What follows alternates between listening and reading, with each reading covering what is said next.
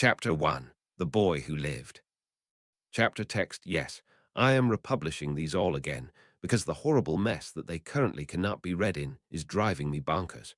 The offer for PDFs of this series with summarized book context is still available, but in the meantime, I'll re-upload chapters that hopefully will be allowed up with such reduced context. Fingers crossed. HPHPHPHPHP. Come on, Lils. You think that fly on the wall is going to be the death of him? Me give him one more go. Sirius tried again for the fifth time that hour. I said no, Sirius. Lily snapped back. He's barely 3 months old. He can't even hang on by himself yet. You need both hands to steer that monstrosity. But I can. Sirius began again, but was interrupted by the man on the couch. Remus glanced up from where he was sprawled comfortably out on the brown sofa. Oh, just let it go, Padfoot. There's no point in arguing with Lily when she's in a logical mood. Remus paused for breath and glanced back down at the newspaper as he finished to hide his grin. Try it again later when Harry won't go to bed. Sirius grinned. Lily shot him an evil look for giving Sirius false hopes, when suddenly there was a crash in the kitchen. Faster than many could follow, Remus and Sirius had pushed Lily and the baby in her arms towards the stairs, drawn their wands, and advanced on the noise. Entering the kitchen, they saw something that would turn their world upside down. A young man was strewn across the Potter's kitchen table, which had snapped in half underneath him. The only reason this stranger was not a slug on the floor for appearing into this house was that he looked oddly familiar. But this was impossible. James Potter was upstairs, probably trying to calm down his disturbed wife. Considering he'd been upstairs in the middle of one of his drawings, they imagined that bit of parchment wasn't going to hold his attention long after this. Sirius was half surprised he wasn't down here himself by now. This had to be true, for no matter how much he looked it, this man was not James. They had a lot of the same face, and the guy even had his black hair, but there was something slightly off. The man on the table stirred, groaning slightly and grabbing his head as if in monumental pain. The thought that someone had tried to use a polyjuice potion to look like James was driven out of both men's minds as the eyelids slowly parted, and they saw a pair of bright green eyes behind those glasses. Remus had been too stunned to do much of anything but stare at the strange sight before him. But now that he was seeing life in the stranger, he managed to gather his wits about him. All right, you, whoever you are to get to your feet slowly.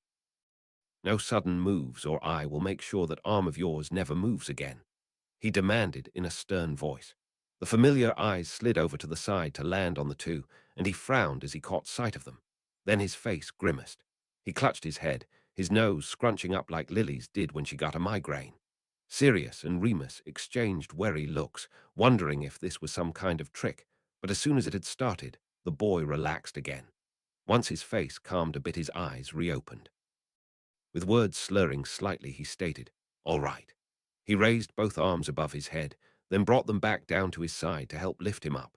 Both men felt another spasm of shock as they realized just how close in height this person was to their best friend.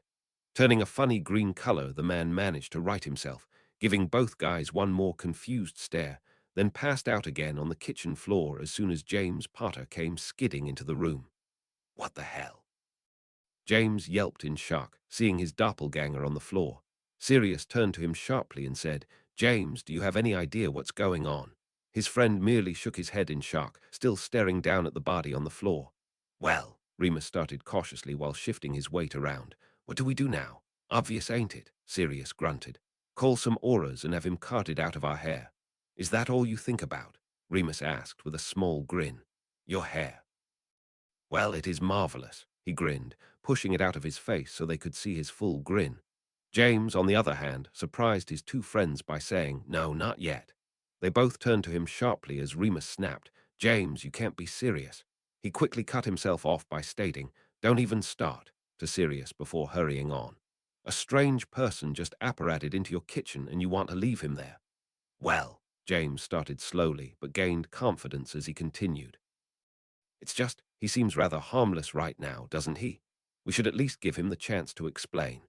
Remus and Sirius both exchanged concerned and even alarmed looks.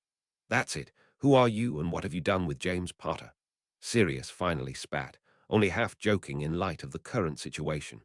James grinned and looked about ready to make a sarcastic comment until Remus seconded. The James I know would ever leave a stranger in the house with his wife and son. James slumped his shoulders as he reconsidered, but then his eyes landed again on the one on the floor. He straightened back up and looked his friend square in the eyes. Look, you two, don't tell me you're the ones that need glasses now. Can't you see the resemblance between us? The other two had to agree with this. Well, I suppose, Remus began slowly, but was cut off by yet another harsh light appearing. All three men yelped in shock as 8 objects slammed down, exactly where the other person had been. The wands had never been put away, but had remained pointed at the stranger. Now they were raised instead at 7 books, and a note. Cautiously Remus and Sirius walked forward, and while Sirius bent down to examine the books, Remus read aloud. Harry, Remus nearly stuttered and stopped in surprise right there. The idea had been lingering in the air, but saying it out loud, he cleared his throat and kept going patiently. We're all so worried about you. That potion has never been tested before, and we're still trying to put together the pieces of what happened to you. We've full confidence that you're safe, but keep your head down, as we both know that Death Eater's a known killer. I've sent these books in hopes it will help jog your memories. It is still too dangerous to send another person after you. We might suffer the same effects. The rest of us will follow as soon as I can find out how. That's it, Remus finished. These books are a bit odd too, Sirius said, prodding all 7 carefully with his wand and muttering several spells to make sure there wasn't anything dark about them. When that revealed nothing, he started flipping through each of them. They're just numbered first, second, etc. He held up the skinniest book, which was solid red except a gold one on the spine, and showed it to James, who could only agree. This is so weird, Remus muttered, his eyes flickering back and forth between the man on the floor, his best friend across from him, the ceiling where his little cub was with his mother, and back towards the books. Sirius was merely looking down at the still asleep body, kind of bemused now. So, what do you guys make of it? James sucked in a deep lungful of air before deciding. All right, nothing's concrete yet. I say we tie up this chap and make him comfy on the sofa until further notice. Bring Lily and Harry down here. I don't want them out of my sight until I'm more comfortable about this. We'll read the first chapter to try and decide how legitimate this is. After that, we'll wake him up and get some confirmation. And what about this Death Eater? Remus asked, perusing the letter again. Apparently this one here's not our only visitor. James and Sirius hesitated, both sharing dark looks before Sirius said, that just backs up what James said all the more. Waking him up might not help much, Remus pointed out, still staring at the letter. These books are here because he has no memory. This note seemed to have been written very hastily. Look at how some of the words mash together. If it was any smaller, I wouldn't be able to read it at all. Sirius huffed, realizing both Remus and James were on opposite sides here, and he was the deciding factor. Then a new shiver crawled up his spine as he glanced around the oddly silent home he knew so well. Where's Peter gone to? He left. Remus frowned at him for never paying attention at a time like this. Said goodbye 15 minutes ago while you were arguing with Lily, and I'm not hauling him back here, considering I don't even know where he went. Nobody should be coming or going right now until we sort this out. Sirius huffed and muttered his unease for that for a few more moments before finally being honest. I'm with James. If these books and this person here really are about our little Harry upstairs, the books should confirm it one way or another. Let's work through the first chapter until we come up with a better idea anyway. Outvoted, Remus nodded and flicked his wand. Ropes spun around the stranger's hands and feet for good measure. Then Remus stepped forward and filched his robes for his wand, finding it and stuffing it in his own pocket before hovering him over to the couch. James went upstairs to fetch his wife and child. Sirius gathered the books and set them on the coffee table. Once Lily had come down with her baby in her arms, her eyes went straight to James' duplicate. He had already explained the situation to her, and she agreed this was nothing to be hasty about. She wasn't even upset about being left out of the vote, considering Harry's safety more important. She definitely agreed with the outcome regardless. This was nothing to be hasty about. Remus almost wished she had disagreed. He still didn't feel too sure about this, but knew if she'd had another opinion she well would have spoken it to the lot of them. Leaving the older, unconfirmed Harry to the couch, Lily and James took up the love seat with their baby in Lily's arms. Remus took the recliner, and Sirius sat down on the hearth rug in front of the fire. Remus had managed to take the book away from Sirius during all this, so it was he who opened it to the first page and read out the iconic first line of the series. Lily's face brightened with joy at those words, and as she clutched her son to her chest, she cooed, "Oh, these books are about my little hare bear." "How on earth could you know that from the first sentence?" Remus demanded. "My sister, Petunia, married a man named Vernon," she replied, a bit of a catch in her voice, the sting of not even being invited to that wedding still smarting a bit. "Good to know about your horrid sister's life," Sirius said sarcastically. "But what does this have to do about Harry?" Lily mulled that over for a moment, eyes flickering uncomfortably between the two that could be one for a moment, before announcing, "Maybe I finally make up with her. Maybe we finally get to push all that water under the bridge." "I doubt that," James muttered so low his wife couldn't hear him, rethinking the first sentence. He did not, however, repeat himself louder because he did not want to hurt his wife's chances of this being true, stating the job of Uncle Vernon. "What are drills?" James asked curiously. "They make holes in the ground," Lily said quickly before waving Remus on, that his wife, Mrs. Dursley, has a very large neck she uses to spy on neighbors. "Hasn't changed much," Lily said with a small smile, "always been a bit nosy. The Dursleys have a son called Dudley." Lily pursed her lips, wondering when exactly this took place, as she had no idea whatsoever that her sister was even pregnant. They hadn't even spoken in several years. Knew their attachment to the Potters. For the first time, Lily started having doubts as well, but she quickly shook it off. Perhaps they just don't want the other Muggles finding out about the wizarding world. They're trying to protect us. Nobody had the heart to argue with her right now. They were just too on edge. The Potters were the opposites of the Dursleys, undurslash. Lily flinched and looked down instead. There went that dream.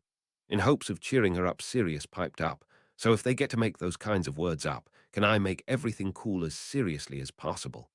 James groaned and Remus pointed out, "Serious, seriously is already a word. Just because you substitute your name doesn't change that." "Rats," he muttered, snapping his fingers. Then he glanced about the room once more at the odd silence that greeted this old joke. "Can't believe that idiot's timing," James sighed as he looked longingly at the door. "He wasn't here a whole hour, but to make sure we were all still alive. What was he doing he had to leave so quickly?" Lily felt like they were just dragging this out now, and her voice came a bit snappy. "Said he had to run some errands." "He'll be back later." "Why didn't he ask any of us to go with him?" James asked. Lily rolled her eyes and stated, "He wouldn't," while pointing at Sirius. The man had just gotten in from an order mission. Even prongs couldn't have got him to leave the comfort of a home after he'd just eaten. "You couldn't," she told her husband. James had never missed a bedtime yet for Harry, and nobody was going to ask him to. "I was busy with Harry. Though I don't know why he didn't ask you," she finished, turning her wide green eyes on Remus. He shrugged, and as he had no idea, would have actually liked the escape if offered, because these guys were going to have him up all night even before all this, but just went back to reading, though hardly looking forward to explaining all of this to him when he showed back up. He was still trying to wrap his head around it himself. The Potters had a child Dudley's age. Lily again pursed her lips, this time in a bit of annoyance. Yes, she had written to her sister to tell her she was an aunt now. When she hadn't got a reply, she had tried to brush it off. Now she had learned that her sister had a boy at about the same time, and this hurt more than anything. They didn't want Dudley anywhere near this strange boy. Lily's feelings had sunk even lower with every word, because clearly Petunia's attitude for her had only gotten worse. The other three boys in the room, however, looked outraged that anyone could think such a thing about a kid like Harry. Nothing about the weather suggests it will be different from any other day of their life. "Well, that's ominous," Sirius chuckled. "The child is throwing a tantrum, and the father's only reaction is to laugh." All of the adults exchanged startled looks. What kind of discipline was that? They all looked down at baby Harry in his mother's lap, who was now playing with Hickory's tail. If he had acted like that, there would be a minimum of a verbal warning, not encouragement. A cat reading a map on the corner of his street. "What?" Sirius asked, startled. "That's what it says," Remus confirmed. "Trick of the light, though there is a tabby cat still sitting there." "Think it really was?" James asked curiously. Lily shrugged and admitted, Unless it's an animagus, what else could it have been? Well, since the possibility of an animagus being in a muggle dwelling is slim to none, we'll just have to read to find out, Remus pointed out. Went past people dressed strangely in cloaks. Why is that strange? James asked. Muggles don't wear cloaks, dear, Lily told him patiently. Don't they get cold? He asked in surprise. Lily just shook her head, not wanting to get into it now. A man older than him in an emerald green cloak. Mr. Dursley seems outraged. What on earth has gotten into us? Remus asked, slightly amused but mostly irritated at such carelessness. Something really big must have happened, Sirius deduced. Everyone else gave him dull looks before Remus went on. He convinces himself they are of some collecting group and forgets about it. Hopefully the rest of the Muggles got that same line of thinking, don't want someone to get suspicious, Lily decided, personally happy he didn't seem to remember the one time he'd met James, who had indeed been wearing a cloak to that dinner. Walk across the street for a bun. Well, it's good to see he has a healthy diet, Sirius said sarcastically. With a donut, and caught a whisper of what they were saying. Never mind what I said about the health thing, Sirius joked. We weren't paying much attention to you anyway, Remus told him without looking up. The whispers are about the Potters and their son Harry. Everyone looked around at each other as that was finally addressed. It shouldn't have come as a real shock. They'd practically been waiting for this very explanation, but it wasn't at all coming in much of an understandable way. What in the name of Merlin did we do? James asked. Maybe you went on a killing spree. Sirius suggested innocently. James threw a pillow at his best man, but as there really were no better suggestions, they looked back to Remus to continue. Deciding Potter must be a common surname. Not it's not, James snapped. My family's a very prominent one, yet we hardly have very many lines left. It's actually pretty common among Muggles, Lily told him. Come to think of it, so is my maiden name. I've met two separate people who have no relation to me at all with my old last name. Oh, James deflated. If he'd had a sister like that. Excuse me, James snarled. Like what exactly? A witch, Lily told him with a straight face. James was aware exactly how Petunia felt about them, but it didn't mean he was going to take kindly to hearing it as he still huffed. Walked into a stranger, muttering sorry on impulse. Well, at least he has manners, Lily said. I certainly hope he takes those home to his son. She was still thinking of that breakfast scene from before. Because you know who is gone, he could not be angered at all. There was a huge intake of breath all around before this news truly sunk in, and then they all burst out in an explosion of happiness. It took a good while for them to all settle back down, and then James puffed up and stated, I told you I'd be the one to do it. What in your fat head makes you think that? Remus demanded. Well, they said Potter. Like I said, don't think any other member of my family could have done it. Could have been your grandpa, Sirius pointed out. They did mention Harry. It was said mostly to get a further rise out of him. Voldemort hadn't even been alive when Harry Potter, was a baby. Lily gasped and clutched her son tighter to her, but James quickly tried to soothe her while giving Sirius a harsh look. Don't freak her out like that. He turned back to his wife and said, I'm sure it has nothing to do with our son. Maybe they are talking about my granddad. Though none of them really believed that, as even now both his grandparents were rather ill and getting on in years. She nodded quietly as she looked down at her baby. As much as it pained her to admit, she did hope that it was her grandfather-in-law, Harry, rather than her son. She didn't want her little hair bear on the same continent as that horrid blight on existence. Didn't approve of imagination. You know, this man's starting to remind me of my dad, Sirius said, rolling his eyes. That's a bit of a harsh insult, Remus noted. We don't really know that much about this man yet. He could just be having a bad day. Sirius shrugged. He wasn't taking it back. The cat from that morning sitting on his garden wall, which only manages to annoy him more. What's wrong with cats? Lily demanded as she tickled Hickory's ear. The cat purred in content as it wrapped its tail tighter around the baby. It only glares at him, leaving the man unsure as he wasn't used to cat behavior. Still leaning away from the oddity of the cat, James asked Remus. Remus didn't give in easily, so he hurried on. A new word, Shant. That's a real accomplishment, that is, Sirius said sarcastically. They brush past it and go to the news with Ted. Ted? Remus asked, eyeing Sirius. Don't suppose it's Ted Tonks. He's a muggle-born who works for a news company, if I remember correctly. Sirius rolled his eyes at Mooney's not-so-subtle hint. If he wanted to get back in touch with Andromeda, he would, but between the Order and this family, he'd rather been purposefully avoiding her. He still didn't know just how in touch with those sisters of hers she still was, despite her marriage claiming her the most decent member of his family. Could be, Lily shrugged, missing the point of the exchange. She still couldn't let her eyes on anything but the newcomer or her son. They didn't describe him. How should we know? Insists there would be rain that night. James looked more amused than anything with all this going on. It wasn't like the whole of wizard kind to go about this type of thing. He could imagine he wouldn't be much better. Just the idea of Voldemort being gone from their life made him want to shoot off sparklers, as well even if he'd restrain himself from really feeling hope of such a thing until it came to pass. They normally pretended she didn't even have a sister.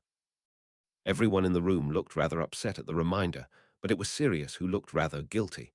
Did he have any room to judge when he himself often pretended he did not have a brother for the opposite reason, for flouting his pure-blood status? Didn't dare mention that he heard a whisper about her sister's new last name. Coward, James said, rolling his eyes, though secretly he was pleased his name had this kind of effect on people. It is Harry and continues by insulting that name. Hey. James snapped. Don't mark my son and grandfather's name. Lily reached for his hand and him an apologetic look for her sister. James squeezed her fingers at once. There had never been an apology needed from her. Sirius, on the other hand, had something a bit more vocal to say. Well, it's a hell of a lot better than Dudley. Involved with that crowd, how he couldn't bear it. Wow, thanks, James grumbled under his breath. This couldn't affect them. His wife's related to a witch, Sirius said in disbelief. He's not the sharpest tool in the shed, is he? Lily asked, not feeling bad one bit any more for insulting him, considering all Petunia had said to James to his face. Cryptic narration, stating how wrong Mr. Dursley was. Lily frowned as a new thought occurred to her. If my sister still hates me, what do they have to do with our world? If we don't even make up, my son will have little, if anything, to do with them. James just shrugged and slung his arm around his wife as Remus read on. A man seems to pop out of the ground. Everyone except Remus was grinning, though he was frowning in thought as he asked, now how did he manage to apparate without the cracking noise being described? He probably apparated too far away to hear the noise and disillusioned himself to walk there. Don't change the subject, Remus. Admit it's an animagus now, Lily asked. Remus sighed in irritation before admitting, yes, all right, but why's McGonagall there? What makes you say it's McGonagall? Sirius asked in surprise. What other cat animagus do we know? And with those markings, Lily pointed out. Yes, because there's no such thing as an unregistered animagus, James sniped. When are you three going to register then? Lily snapped, throwing him a dark look.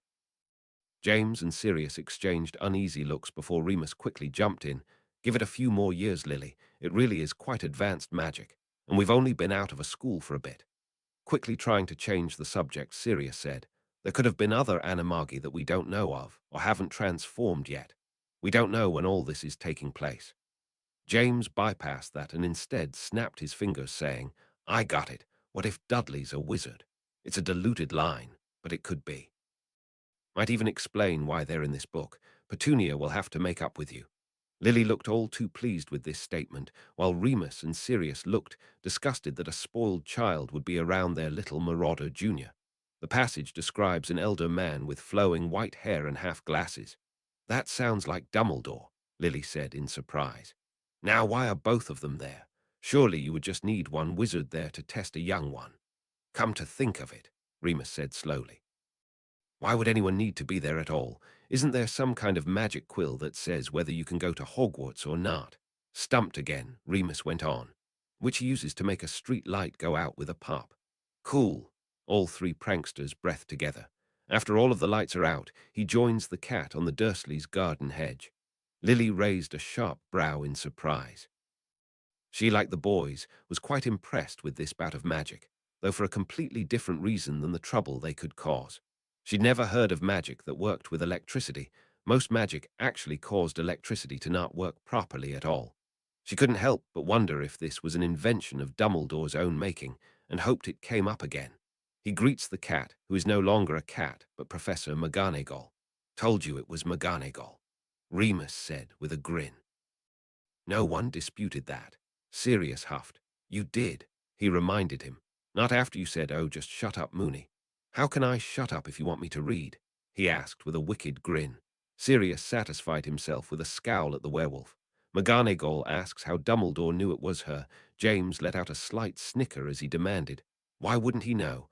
I've heard that Dumbledore himself was the one who trained her. Plus, wouldn't the headmaster know what his employee looked like when she transformed?" "It was dark," Lily said with a shrug, still more distracted by the story and wanting to move this along. "I'd be mildly surprised as well. Sitting on a brick wall all day. But why was she?" Lily begged the book. Dozens of parties to get where they were. Despite his own curiosity, James couldn't help but ask, why on earth did he apparate through so many? "Guess Dumbledore enjoys parties more than we thought," Sirius shrugged. Remus, however, couldn't help but wonder if perhaps their old headmaster may have been fishing for information to something. Daedalus Diggle, because he never seems to have sense. "Maybe not," James agreed, "but he's the nicest bloke you'll ever meet. Not attempting to dress in muggle garb while swapping stories. You know, it's probably better that the wizards weren't trying to dress like muggles," Lily pointed out, "seeing as they don't do that good of a job anyway." "Hey," James pouted, "I do an all right job." "Yeah, after your wife dresses you," Sirius mumbled, glad he was far enough away that James could only glare at him, seeing as the parents were trying to refrain from cursing anyone with their son in the room. McGonagall then asks Dumbledore if you know who really has gone, and Dumbledore confirms this as true. Everyone exhaled a breath at the same time, none of them willing to admit that they'd still had doubts of this truth. Now that Dumbledore had said it, it must be true. A tone that implies she didn't see this as the time for candy. "Why not?" Sirius asked. "Any time is a good time for sweets." "Sirius, you would stop in the middle of a motorway to pick up a Bertie Bart's bean," Lily pointed out. "Your point?" he demanded, and Lily just rolled her eyes. "It makes much more sense to call him by the proper name of Voldemort." "I'm with Dumbledore on that," James agreed. "Never really did get why people don't say his name, just gives him more power." "You have to look at it from another perspective," Lily told them all. "Others who have been personally affected by the war have more reason to fear something. Saying Voldemort's name is like talking about a great war. Don't talk about it, don't think about it." "That doesn't make any sense," Sirius argued back. "It's still going on, people are still dying. Not talking about it doesn't stop that." "We could spend all day having this argument," Remus pointed out. "Why don't we finish this first?" "Fine," the others grumbled. "States that is only because Voldemort had powers he never will." "That's only because he's too good of a person to use them," Remus said stoutly. "Too noble to use them." "So, Professor Lupin, tell us the exact wrist movement of a switching spell." Sirius joked at once upon hearing his friend mimic a teacher. "Shut up, Padfoot." Remus snapped, trying to pretend he didn't like the ring of that title. "You know it was true." "Yeah, but I didn't mimic a teacher now, did I?" Sirius demanded right back. "Just you wait," he grumbled. "If Dumbledore knew the real reason why Voldemort has disappeared." "I'd like to hear this myself," Sirius admitted, then quickly pressed on as James opened his mouth. "You know the real reason." While James pouted, Remus pointed out, "Well, if you guys would stop interrupting me, maybe we could." "You've been talking just as much as we have," Lily told him sternly, and Remus pretended he hadn't even heard her. "Voldemort made an appearance in Godric's Hollow to find the Potters." Everyone in the room now flinched hard at that, while a white-looking James whispered, "I was joking. Really I was. What did I do to have Voldemort coming after my family?" Sure, he was in the Order, every member was a target, but what had changed to make the threat suddenly much more real than just being told that? He looked desperately at his friends, as if begging one of them to tell him that he'd heard wrong. Giving himself a slight shake, Sirius told him stubbornly, "I doubt you did anything to put anyone in danger, James. Just read on Remus. I'm sure there was some sort of misunderstanding. McGonagall states the rumor that Lily and James Potter are dead. What was once a flinch could have counted as a convulsion. Remus actually looked like he was going to be sick." "Lee, like I said," Sirius managed shakily. "Me's misunderstanding. Not true. McGonagall just heard wrong is all." He seemed to be shrinking into himself at the very idea, like he was going to fall back into the fire. "There's still no proof this is real," James said quickly, as if determined to find a flaw in this. "Couldn't be too hard to find Petunia's name somewhere. This could be fake." Remus wasn't really sure whether he believed that or not, but he kept going wearily. They'd agreed upon the first chapter, and they were going to finish that. Dumbledore bows his head in silent acknowledgement, making McGonagall gasp. Nobody appreciated this kind of confirmation, but with James' words in mind, Remus was able to go on in a still audible voice. McGonagall states her horror and disbelief, wishing this weren't true. James somehow managed to get out a weak chuckle, an echo of his old laugh, as he said, "Well, it's nice to know she really did care." "Course she did," Lily mumbled, looking down at her son in fear. "At least, about me anyway. She loved me because I was her favorite student." "She's actually pleased to hear you won't be causing any more trouble." Sirius watched Lily fondly for a moment for a joke at a time like this. It was better than seeing James trying to compose himself enough to do the same. Voldemort tried to kill Harry Potter too, but he couldn't, and now Voldemort has vanished. There was an odd, pointed silence after this little speech. Every eye in the room was either on the little baby in Lily's lap, or the possible Harry their own age, still passed out on the couch. No one could quite believe it, no one wanted to believe it. A world without Voldemort, free of fear and prejudices, yet at what cost? Remus was now trying to read as fast as he could, wanting to get a confirmation one way or another, fake or real. Why couldn't he kill that baby? "Yes, little Harry, do tell," Sirius said quickly, looking for any excuse to get the solemn feeling out of the room. "The world's just dying to know your secret." "Now's not the time, Sirius," Remus spoke softly, but it was a clear reprimand that Sirius took well seriously. Odd-looking watch. The narration notes that it didn't seem to make much sense. "Why wouldn't that make sense?" James asked, glancing down at his own watch. "Not to Muggles it wouldn't."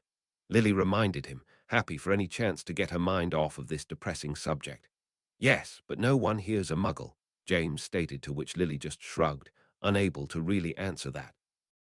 "Hagrid is running late." He then comments that he must have told McGonagall where to come. "That was dangerous," Lily snapped, fear for her child rearing its head.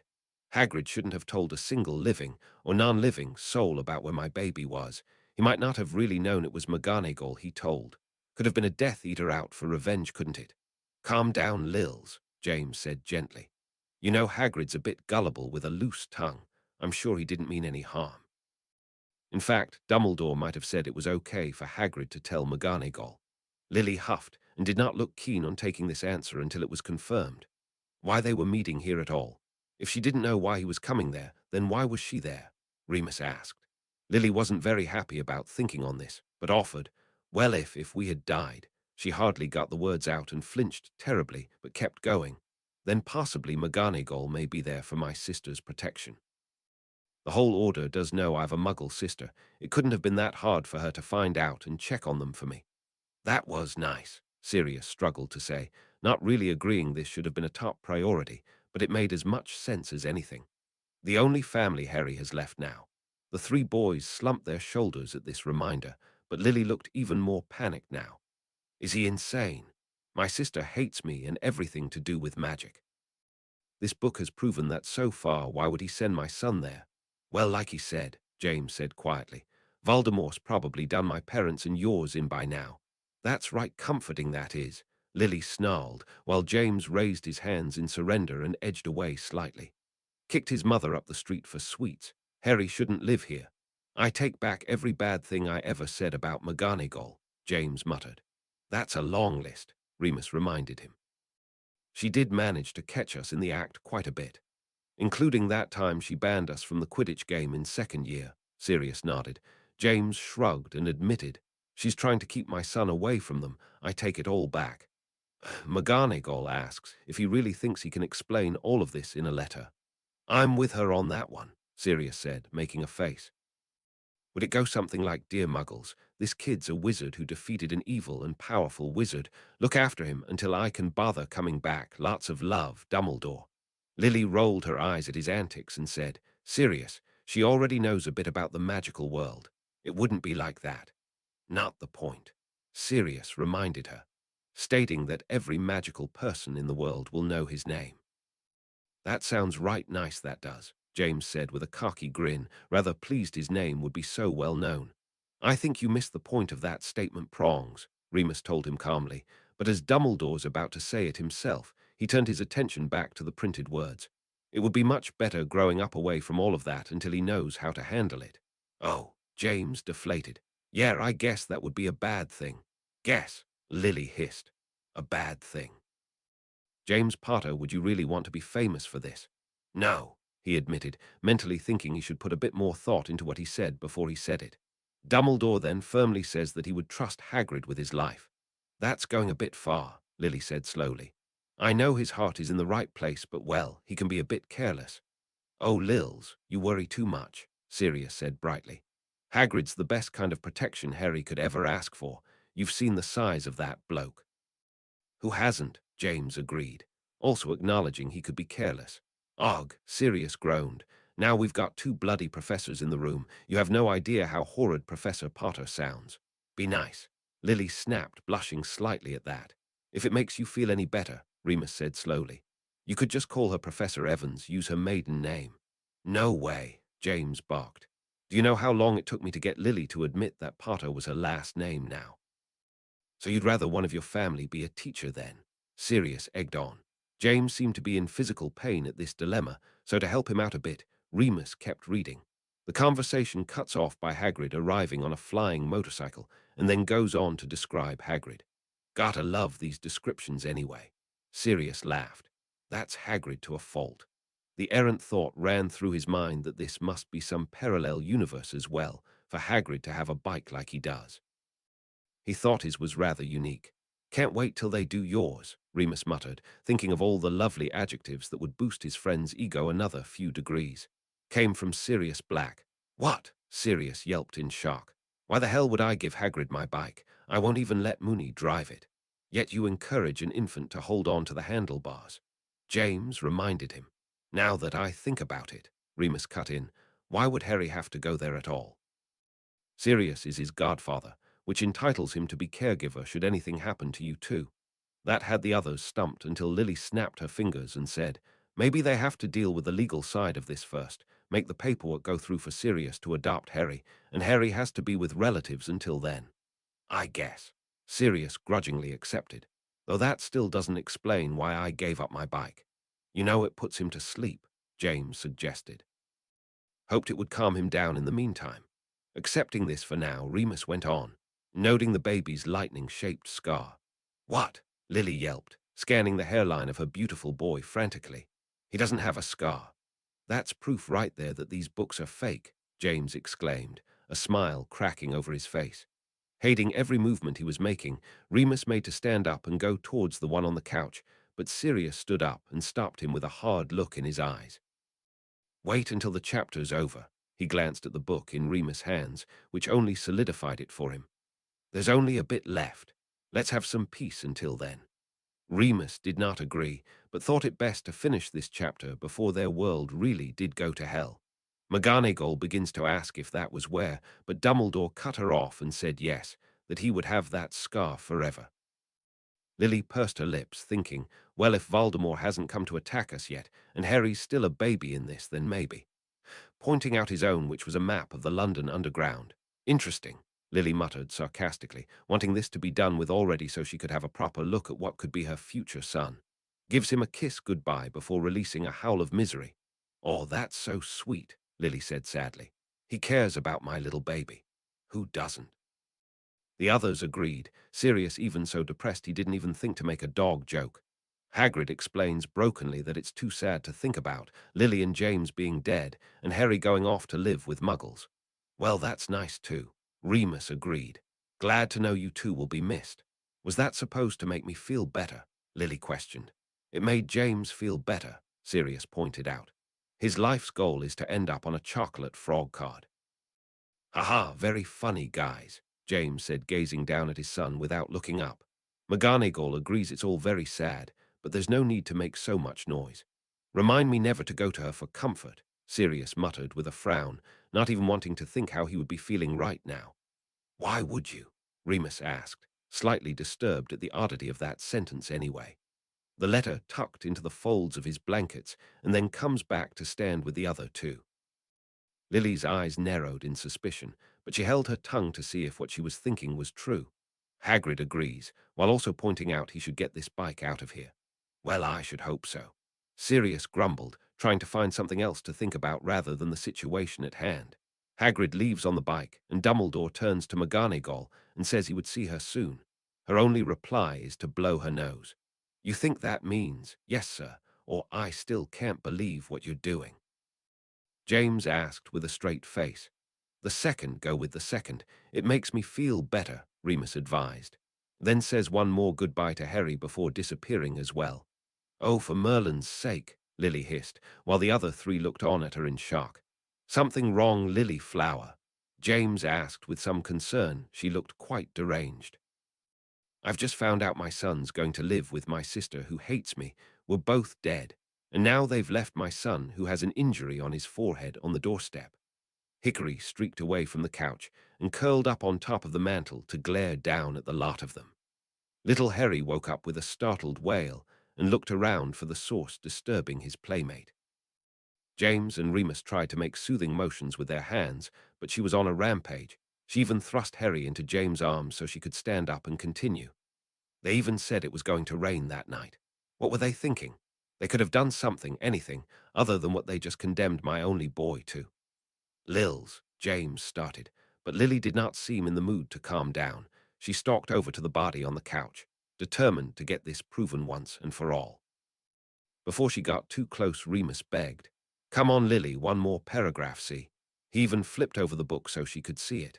"Let me read this aloud, and then you can have it out, all right." Seething, she hovered over the body with narrowed eyes, and fearing for his health, Remus quickly read out, including being prodded and pinched by his cousin Dudley. "Sounds like a lovely first few days," Sirius muttered without thinking, and then nearly fell back into the fireplace in shock at the look Lily gave him. To Harry Potter, the boy who lived. When Remus looked up to indicate he was done, Lily rushed forward and pushed back the long black bangs that would reveal their destiny. HPHPHPHP question came up because of Queen of Creating's equally as intriguing reading thick, thin pages. Thanks. Chapter 2, Awakening. Chapter text with the air of one pulling off a murderer's hood. Lily pushed back the black bangs to reveal the mark upon that forehead. "I don't believe it," Lily murmured quietly. "It's really there," Remus muttered. "Like lightning," James whispered. The other three were stunned into silence, only managing to finish half a sentence, but Sirius, ever the rebel, burst out laughing. The others all exchanged worried glances. Sirius sounded quite deranged, but between loud guffaws he managed to speak. "Don't you guys see? This isn't real. It's got nothing to do with us. Maybe some alternate dimension where their Harry Potter was born with a scar on his forehead, but ours wasn't." He went over to James and scooped baby Harry out of his arms. The little kid looked up at him with wide green eyes as he brushed aside the hair in the way and showed the others. "No scar, no problem." James looked quite relieved and went over to kiss the center of his child's forehead as if in blessing for such a thing not existing. Lily and Remus, on the other hand, exchanged uneasy looks. "We can't yet prove that's serious," Remus said slowly. "There have been no dates, nothing to indicate when this book takes place. They didn't even say how old the little baby Harry was in that story. You were mentioned once, and I wasn't mentioned at all." "Exactly," James said, now starting to get excited. "That just proves what Sirius said. That's not our son." All three boys stopped in their discussion as they heard something. It wasn't loud or obvious, but a noise they all recognized nonetheless. Lily Potter had not moved an inch since the discovery of the scar, and had merely been hovering over the familiar face with a look of devastation. It slowly turned to revelation, which had finally morphed to tender love. Slow, steady tears had been trickling from her green eyes, splashing slightly onto his face. She did not seem aware of it, or anything else around her for that matter. What had alerted the men was a slight sniffling sound coming from her as she slowly looked up at her husband. "Don't say that, James. Please don't say that." "But Lils," he started weakly, but stopped when her eyes flickered back down.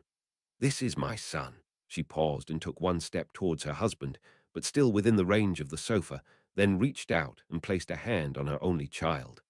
"Our son."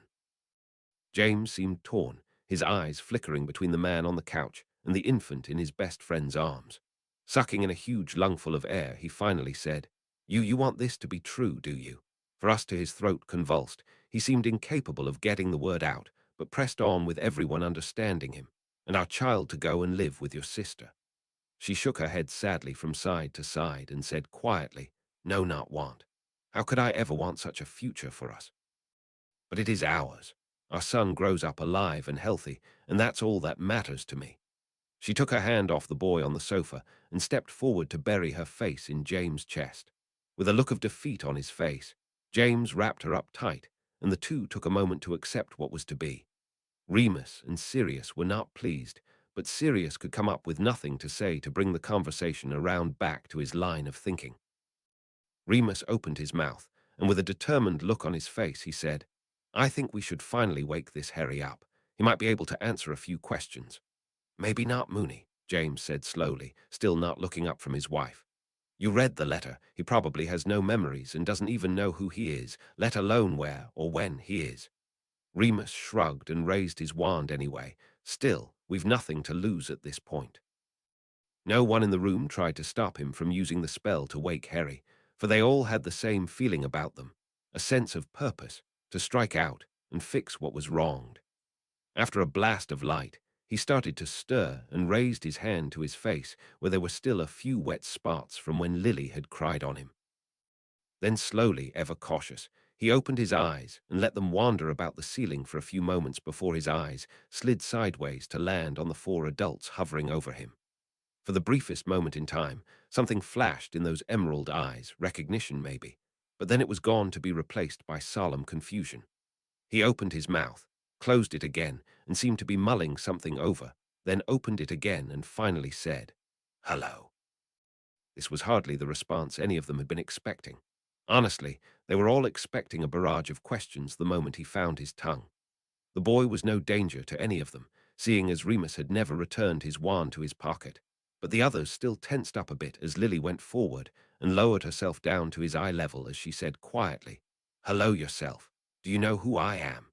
He frowned again, and he seemed to be struggling desperately with something before he answered, "No."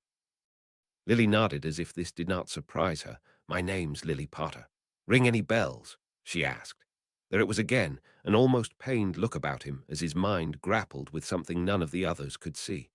The pause was longest of all so far, until eventually he shook his head no in a depressed manner. This time she frowned as if really hoping for a different response before asking gently, "Can you sit up?" This too took a moment to process, but he then started shifting his weight around and looking down at his own body as if trying to remember how to do this as well. After a good 10 minutes of seemingly nothing, he swung his legs down onto the carpet and sat up with shaky arms. Yet when he was done, he grinned up at them, seeming quite pleased with himself. Now that he was sitting up, he seemed a bit more confident about himself and looked around the rest of the room and especially the other people with wide, alert eyes. The others were just waiting, a bit tense still, for him to say something. They wanted him to make the first move, unsure how to proceed themselves. After a time, he cleared his throat and asked the room, "Do you know my name?" Lily exchanged a look with James, who also came forward so that he was on eye level with him before he answered. "If you are who we think you are, then your name is Harry Potter and you're our son." He nodded once, his eyes flickering between the two, and then said, "I can't remember anything. It's a bit disconcerting to not even be able to pull any kind of memory. But I believe you. I don't know why, but I guess I do." "Go check a mirror," Sirius spoke up for the first time. "Trust me, you'll see exactly why. Very funny, Padfoot." Remus rolled his eyes before turning to Harry. "Well, then I guess we have to introduce ourselves, since our dear friends have yet to. My name is Remus Lupin, and this is Sirius Black. That little baby he's holding is you, by the way."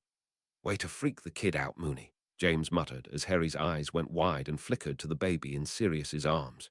He then clutched his head again, pain flaring all over before he relaxed again and asked, with agony still lacing his tone, "What? But I mean, what?" He stuttered.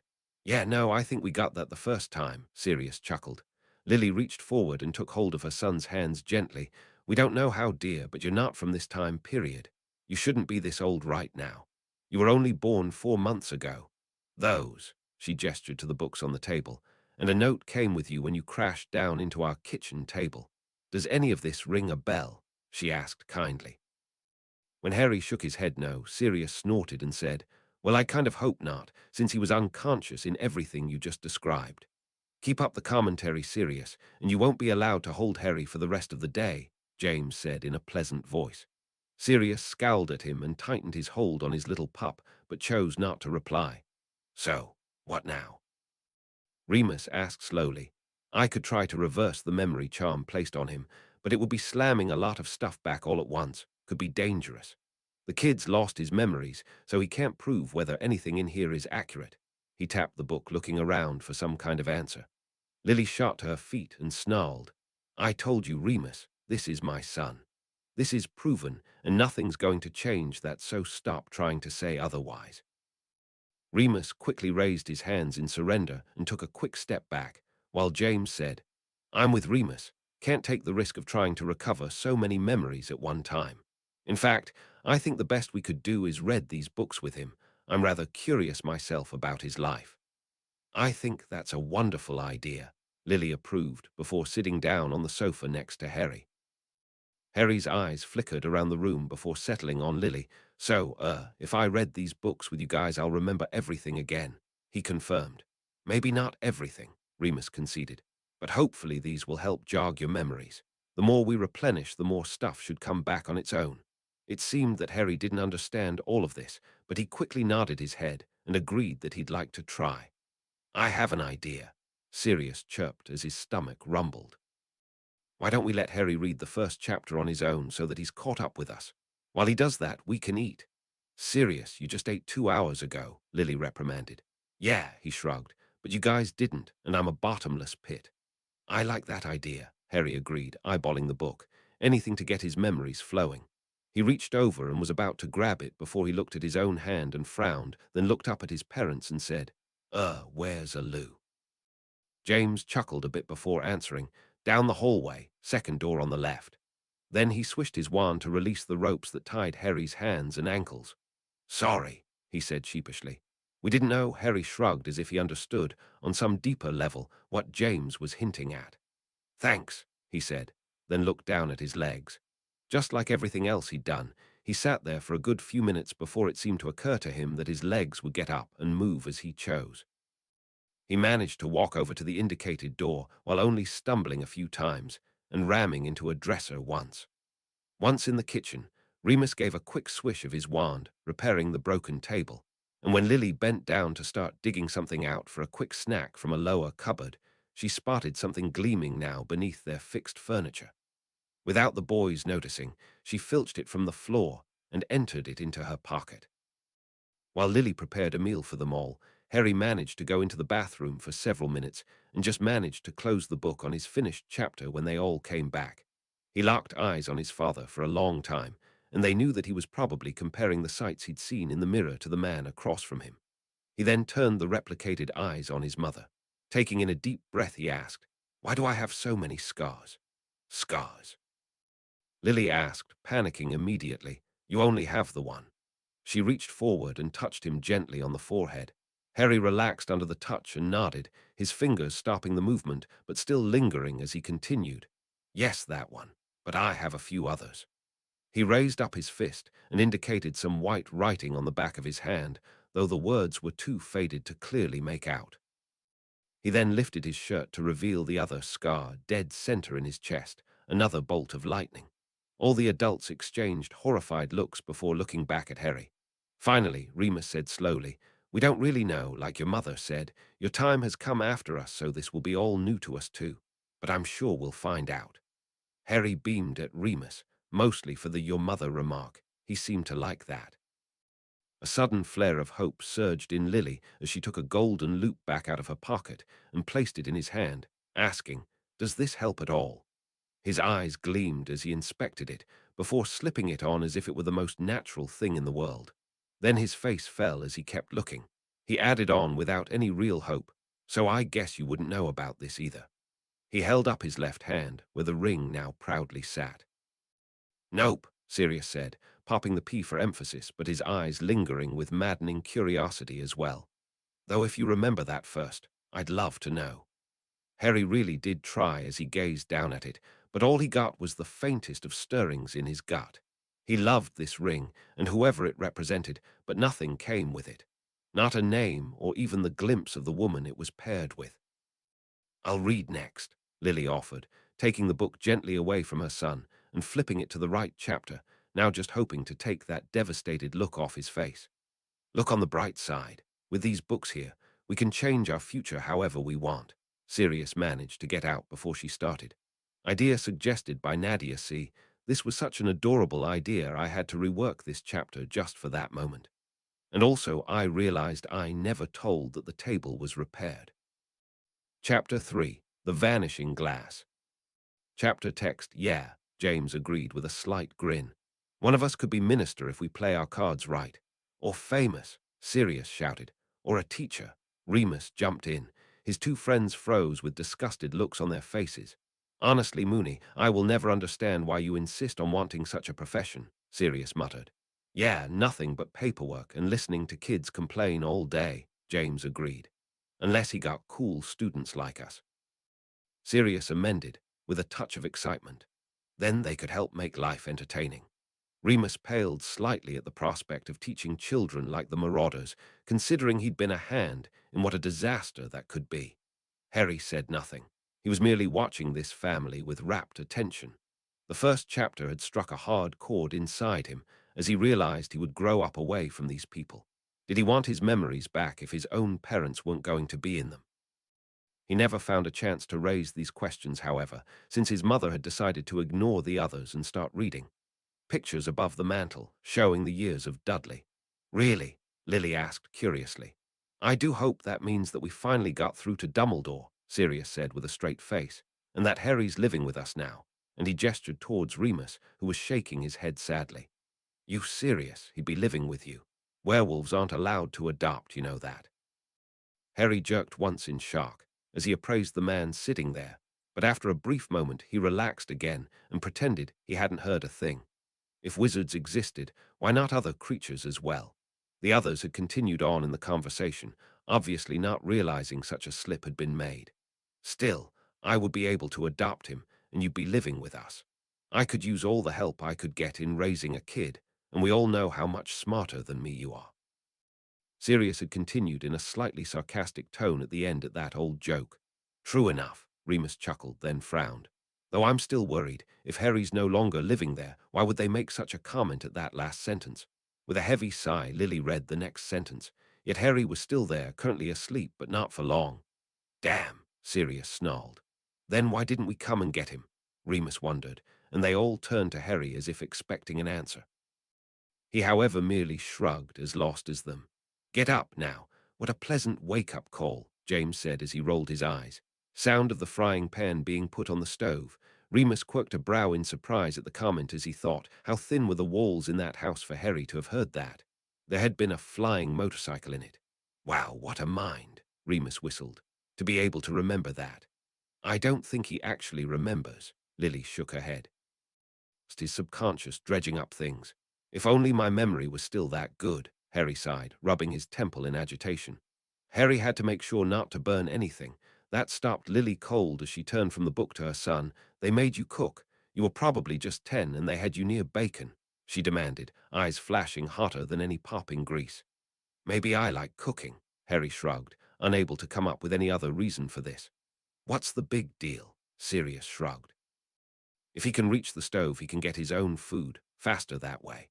Lily groaned and James shot him a look that clearly said, You're not helping. Harry groaned because he seemed to have forgotten this fact. Harry jolted in surprise, suddenly having a horrid sense of déjà vu. But why? Was Dudley's birthday a major event in his life, something that would help him? With high hopes, he egged Lily to go on. Cupboard under the stairs where he slept. It took a moment for that to sink in, but once it did, you'd think someone had died in the household. With a snarl of rage, Lily dropped the book and lunged to her feet, swearing audibly, as if she were intending to march to her sister's house with an army and tear every joint out of place, slowly. James didn't know what to think. Was this some kind of sick joke? He reached down and picked up the book, determined to see this for himself. There were the words printed bold as brass upon the page. He too got up and made to go and curse those Dursleys to jelly for forcing his son to sleep in a cupboard. That was a place for shoes, not his son. Remus and Sirius seemed to be more in shock, still reeling from the fact that they had not picked Harry up at the first moment. Where were they? Had something happened to them too? Perhaps the Death Eaters had killed them as well, but Dumbledore and McGonagall had not known yet, or it had happened a short time later. It was a very surreal fact to realize you were going to die. Harry was just looking around the room in confusion. He did not really understand how or why they were so upset. Wasn't that normal? Losing air in her lungs, Lily ceased spouting verbal abuse and strode towards the door, wand in hand. No one made a move to stop her, so Harry quickly got to his feet and stood in front of his mother with a pleading look. It's okay. It hasn't happened yet. Or it already happened, or, oh, never mind. The point is, can't do much about it now, can you? I'm okay, and I doubt I was in there long. Maybe something was wrong with my room. He paused as he tried to remember this, and a vague memory of cramped and dark living conditions crept upon him, but nothing more than that. James shook his head violently from side to side and said, Harry, it said that was where you slept, and even if there was something wrong with your bedroom, you should share a room with your cousin before you slept in a bloody cupboard. Feeling exasperated but unwilling to let his parents leave him, he cast his mind about for some other way to keep them here, until the baby started crying. He looked around in relief as little baby Harry kicked up a fuss in Sirius's grip, and Lily deflated as she rushed over to comfort him. James seemed to be teetering on edge, obviously wanting to go and right the wrong that had been done against his son, but looking into both of their faces, decided he couldn't leave, not quite yet. With a sigh of relief, Harry went back to the couch and sat between his parents again, and Lily transferred baby Harry to James while she got the book and went back to her place, while the older Harry sat rubbing at his temples. Just from the little he had read, a vague sort of feeling had come over him, along with the cramped feeling of before. How long had he lived in that cupboard? It must have been a while, if he could remember nothing more than that spacing. His mother, finally a little bit calmer, was ready to read on. A new computer, television, and racing bike. When James opened his mouth to ask, Sirius quickly jumped in with, Muggle stuff, James, don't ask. The three all threw him surprised looks before James really did ask, how would you know that? Sirius snorted and reminded them, I did take Muggle studies, remember. But you actually paid attention, Lily demanded, only half joking. Sirius simply shrugged, enjoying their shock. Sure, I took the class to piss me mum off. What better way than to get a newt in the class? Lily and Remus both rolled their eyes before Lily went on, adverse to any form of exercise that didn't involve punching someone. Oh, great, Lily sighed. My son's going to grow up with a bully. Dudley's favorite victim was Harry.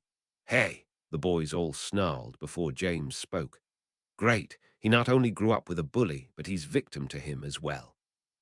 I'm sure his parents at least try to prevent it, Lily said in a hopeful voice. Remus snorted, unconvinced. Please, Lils, do you not remember where he sleeps? Again, they all turned to Harry like they wanted an answer, but he just shrugged. He vaguely remembered being knocked to the ground quite a bit, but not much else or who did it. Harry describes himself as being small and skinny and equates that to growing up in the dark cupboard. Lily and James both pursed their lips at the reminder, while Sirius and Remus laughed. Nope, sorry, that's Jeans. Your father was a scrawny git when I first met him, Sirius snickered for Harry's benefit. Oi, James snapped, but had no way to deny it. Harry merely beamed as he realized he was even more like his father. Clothes that once belonged to Dudley, a boy 4 times his size. Are you kidding me? Lily yelped in anger. They don't even buy him his own clothes. That can't be right, Remus frowned. What on earth would the school think? One boy comes in looking prim while the other looks half sick. James and Sirius were fuming up a storm, both wanting answers and revenge, but unclear of how to get it yet. Harry had a thin face, knobbly knees, black hair, and bright green eyes. A perfect combination of your parents, that is, Sirius told him, managing to bring up a smile for the older Harry, who again couldn't help but beam with pride. Scotch tape because of all the times Dudley had punched him on the nose. Let me guess, Remus snarled. Your aunt and uncle couldn't be bothered to ever get you new ones, or even bother to ask how they were broken. Harry merely shrugged and tapped the tip of his glasses, deciding they were probably only mended now because he had fixed them himself with magic. Scar upon his forehead. When he'd asked how he'd gotten it, his aunt had told him in the car crash where your parents died. What? Shouted all of the adults in the room, outraged that Petunia would lie about something like that. The combined volume of their fury once again set the baby off, causing them to quiet down. though they were no less angry. Lily made to set the book down and reach for her son again, but James waved her off and cradled his son close, crooning to him and apologizing for startling him. Hickory heard the disturbance and slunk down from the mantel and crawled up onto James' lap, settling himself close to Harry's face again. Once the cat's tail was back in his view, baby Harry started to giggle and attempted to grab at it, settling him down once more. Now that all the shouting was done, Remus turned on the adult Harry and demanded, "You grew up for 10 years thinking that your parents died in a car crash." Somehow repeating the lie made it sound even more stupid. Harry shrugged, unable to fully answer him with his fuzzy memories, but unwilling to admit that he believed that was true. Sirius had a mad look on his face as he spat, but Dumbledore left a note explaining what happened to them in your bedding clear as day. No way could they have missed it. How could they lie about such a thing? Lily's mind was frantic, trying to come up with some excuse for her sister. She was not in a forgiving mood after the treatment it implied her child had been getting, but finally settled on the most plausible thing she could think of. Maybe she just said that until he gets his Hogwarts letter. She's trying to protect him from the horrible truth, just like Dumbledore wanted. He might have even told them to do it. Sirius twisted around and spat in the fire to let out his agitation as James growled, "If he did then, he'll be hearing from me." Lie to my son about something like this. You can't really believe that. Lily deflated. No, she didn't believe it, but she didn't want to think her sister would do something like this either. So she went on reading, ignoring the irritated glares in her direction. She would always follow up with "don't ask questions." Remus frowned in agitation. "How do you cover that one, Lils? Don't ask questions. It's as if they're trying to pretend he doesn't even live there." Lily still had her head ducked towards the book, unwilling to admit that it seemed this way to her as well. As Vernon entered the kitchen for the first time, his first comment to Harry was to comb his hair. "As pleasant as his wife," Sirius growled. His mother often called him a baby angel. James snorted, "Yeah, if baby angels look like blonde piglets." His friends gave appreciative snorts of amusement for that. Harry thought that Dudley looked like a pig in a wig. At that, they all roared with laughter. "It's official, you are their son," Remus decided. "When was it unofficial?" Harry asked, though he too seemed pleased by this. "He complains that he has two less than the year before." Everyone in the room had astounded looks on their faces at that. Why would he even remember such a thing? Lily wondered. Harry, on the other hand, was busy mulling over memories that he was pretty sure had come from his early childhood, and decided that this was quite common, and had finally settled on the fact that he did indeed remember this day, and suddenly wanted to encourage his younger self to hurry up and finish his breakfast. Petunia tries to pacify Dudley, telling him he hadn't looked at the one his mummy had gotten him. The way she talks to him. Lily rolled her eyes. "I don't even talk to baby Harry like that, and he's less than a year old." Sirius shrugged and said, "Maybe the lot of them have a mental disorder and they can't process things above a year 6 level." James and Remus snickered at that. Harry begins to eat faster, knowing Dudley had a habit of throwing the table over. "How often did that happen?" Sirius asked curiously. "About once a month since he was 5, Harry said automatically, and then jolted in surprise at what he said. He didn't know how he remembered that, it just sort of came out. The others were all looking on, his parents with disapproval, and the other two with glee. "You're getting your memories back," Remus said with a grin. "What a horrible child," Lily muttered. "I can't believe you grew up with that boy," James grumbled, promising to buy him 2 more presents while they were out today. Everyone in the room looked appalled at that. That is so not the way you deal with an impending tantrum. Lily spluttered. She was finding it harder to believe what was coming out of her own mouth by the word. Dudley struggled to add this up, his mother supplying the correct number of presents he will then have. "Did I say 6 years old?" Sirius asked with a straight face. "I meant 2. Sits down to begin opening the nearest parcel. That's obviously the way they dealt with it in the past," Remus sighed. "At least the father's not in on it," James said grimly. "He's been silent so far." "Wait for it," Harry muttered. Vernon's reaction is to praise his son, saying he deserved this and more. "I stand corrected," James groaned, looking more upset about their behavior than the fact that he was wrong. Dudley opened several more presents of expensive taste, like a video camera and a VCR. Before the pure blood could open his mouth, Lily and Remus quickly said, "Later." He was ripping the paper off a gold wristwatch. "Ha," Sirius said in surprise.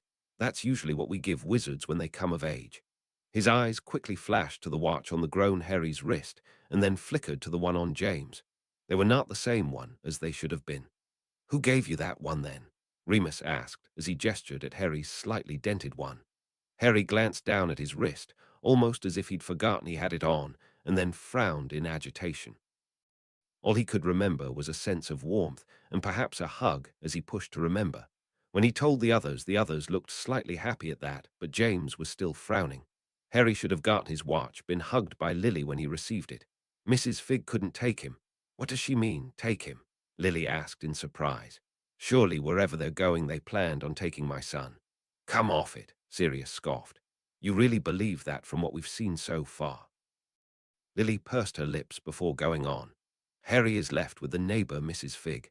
"You've got to be kidding me," James snarled with clenched fists, but quickly relaxed when the baby in his arms squirmed. Sirius twisted around and spat in the fireplace again, while the others vented their frustration by cursing some more. Harry merely watched, almost amused by their reactions. He had no problem with this. Why would he want to be around these people more often anyway?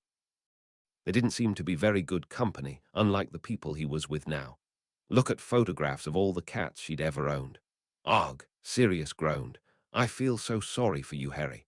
"Why?" Harry asked curiously. It didn't sound very pleasant, but Sirius' reaction seemed a little extreme. "Cabbage, that's the worst thing I could think of. Pure torture, that is," Sirius grumbled. Petunia gives Harry a nasty look, as if he'd planned this. "I bet," James snorted. "I can just imagine my son plotting how to break an old lady's leg." "Really?" Harry asked with a frown. "No, sweetie," Lily said, smiling. "He was joking." Remus smiled and said, "One thing you should learn quickly about those two." He jerked his head in his friend's direction. "Don't take much of what they say seriously." Remus winced in horror at once as he realized his slip a moment too late. This adult Harry really was distracting them all. "I take everything seriously," Sirius said at once, while the others just groaned and Harry laughed in surprise. Harry knew he should have felt sorry, but since he hated his time there looking at pictures of old cats, it didn't come easy. Remus said thoughtfully. "Isn't there a Fig in the order? She's not quite as old as Harry leads us to believe, plus she's a squib. She even breeds Kneazles, which look just like cats." "Could be," James agreed. "After all, Harry is the boy who lived. Dumbledore probably wants an Order member close to him."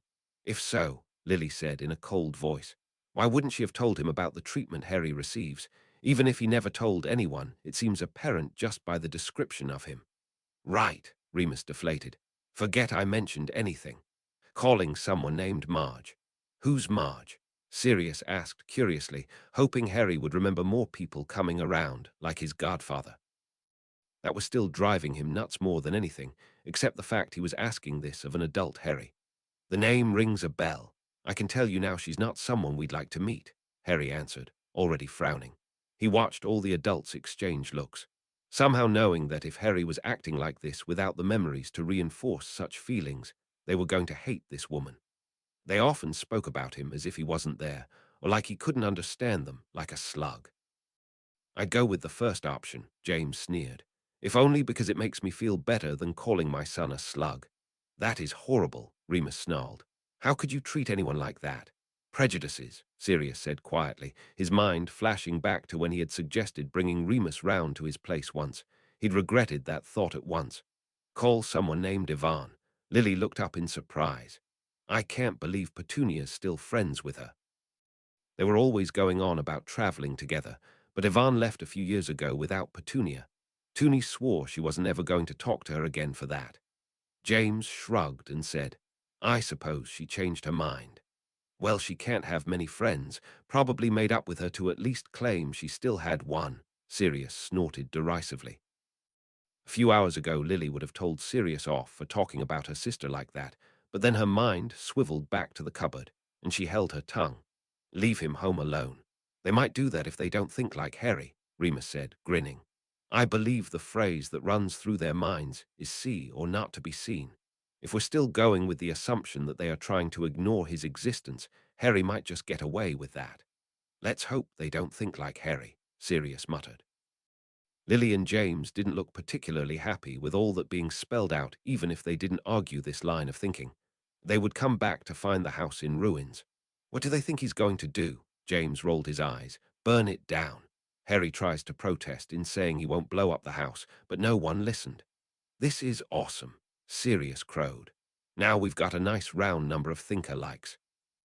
You could almost hear the crickets chirping in the background after that kind of declaration as Remus shook his head slowly and said, "Really serious? Really?" Harry fought hard to repress a laugh that time as he watched this man in particular, but nobody else was laughing, and he wasn't sure of the reaction he'd get for it yet. But leaving him in the car. "What the bloody hell?" Lily hissed. "My son is not a dog." "You know, technically, you're not even supposed to do that to dogs," Remus said wisely. "Even if you leave the windows open a little, the direct sunlight streaming into the car without any, or little, ventilation outwards can cause heat strokes in dogs. The bigger the dog, the more likely." "Thank you for that educational lesson, Professor." James rolled his eyes. "Now I feel bad for locking Padfoot in the sunroom last week." "You did that," Sirius yelped. "You told me Peter did that." "I lied," he said simply, smirking a little. Harry felt an instant of blood-chilling hatred for something Sirius had just said. But the combination of his ingrained, no-questions habit, and honestly not even sure how to address such a feeling, made it quickly fade to the back of his mind before he even recognized it. Lily sighed as she realized what her boys were trying to do, pissed though they were as well. They were helping her to try to take her mind off of it. It was in vain, however, as she still had to keep reading. Vernon protests the car was new. Harry wasn't going to be left in it alone. "Yeah, 'cause that's the most important part of that suggestion." Sirius rolled his eyes as he twisted around to spit in the fire again, knowing if he pretended to wail his mother would give him anything he wanted. Remus leaned forward and rubbed his temples in agitation, just imagining that noise was giving him a horrid headache. While the other three adults were shooting each other significant looks, knowing full well that all three would like to pop that kid a good one in the mouth when they were still kids. Harry was still frowning, straining to remember what happened. His mother refers to him in a ridiculous pet name, Dinky Dudiddums, and the year levels are still dropping, Sirius chuckled. "You keep going with that, and you're going to reverse them back into the womb," James reminded him. Sirius just shrugged, clearly saying, "It works," and shoots Harry a nasty grin where his mother couldn't see. "Jerk, prat, oaf, pig, ass." They all looked at each other, startled upon realizing they had all used different insults that still fit him perfectly. He's briefly described as having the face of a rat. "It almost makes you feel for all these ugly people," Harry sighed dramatically, causing the rest of the room to chuckle. He smiled widely in delight that had come out without a second thought, and nobody was scolding him for talking. Harry notes he's the one who usually pins the kids' arms back while Dudley punches them. "Charming boy that one is," Sirius sneered, as he tried not to picture whose arms he would have been holding. Dudley stopped pretending to cry at once. "Course he did," Remus snarled. "Can't look weak in front of your awful friends." "You can show any emotion around real friends," Lily agreed quietly, coming to the sudden realization that it had not mentioned one single friend of Harry's. Mostly because they couldn't think of anything else to do with him. "I don't think a zoo trip's worth that." James wrinkled his nose. "Yeah, was there even space?" Sirius pondered, picturing half the back seat taken up by that pig. If any funny business happens, he'd lock Harry up in his cupboard until Christmas. They wouldn't do that, would they?" Lily gasped, horror etched into her face. "I doubt that," Sirius muttered with a horrible look on his face. "Unless they don't value their lives at all." Harry pursed his lips and did not comment. It was expressions like that making him still wary. But no one ever believed him when he said that. "That's not right," Remus muttered sadly. "No child should have to grow up with no one listening to them." "I didn't totally grow up that way," Harry muttered to himself, trying to recollect this vague sense of friendship he had. He was hoping that, like with this birthday, more memories would come back to him if he had more déjà vu. So far, nothing. He could just remember bits of his childhood, which wasn't that pleasant to remember anyway. The time Petunia cut off most of his hair but left the bangs to hide his scar. "That's not right," James hissed in outrage. "Unless you consented to that, and I doubt you did, they shouldn't have done it.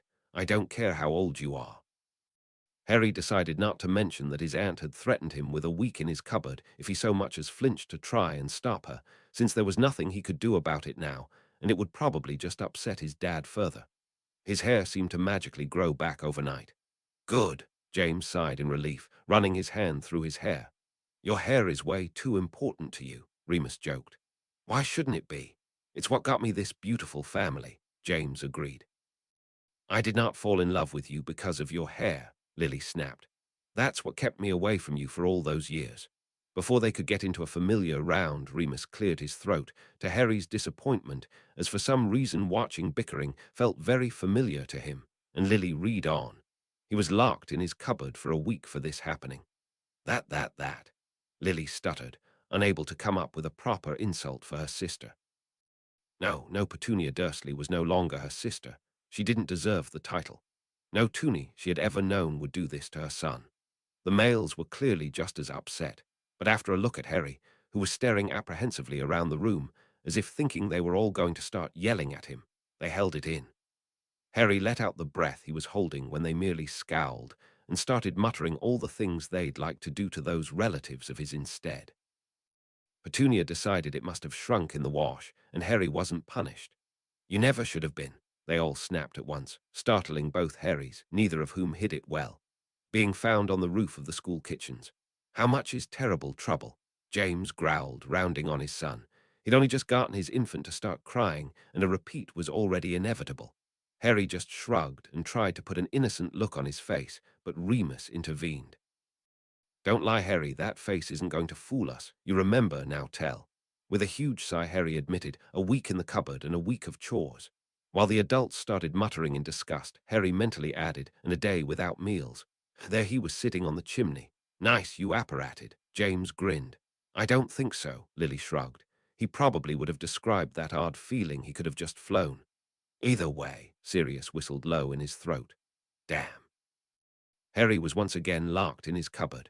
Their thoughts were once again ripped off of the child's magic in favor of that horrid home life. The wind must have caught him in mid-jump. How skinny were you, for you to believe that?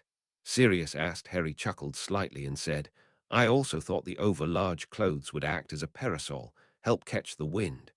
Far from finding this amusing, it merely aggravated them that his clothes didn't fit properly.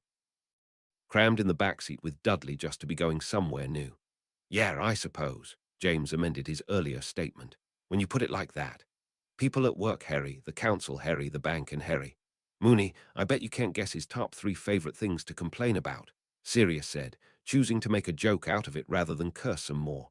Remus decided to play along as he pretended to mull it over and said, people at work, the bank, and the council. Ugh. Sirius made a sound like a buzzer. It's Harry, then Harry, then Harry. Harry burst out laughing at their antics, so the bantering served its purpose. This morning it was motorcycles. What's wrong with motorcycles? James asked as he rolled his eyes. Prongs, let me put it to you this way. If it's cool, he doesn't like it, Sirius said with a straight face and a serious tone. A dream about a flying motorcycle.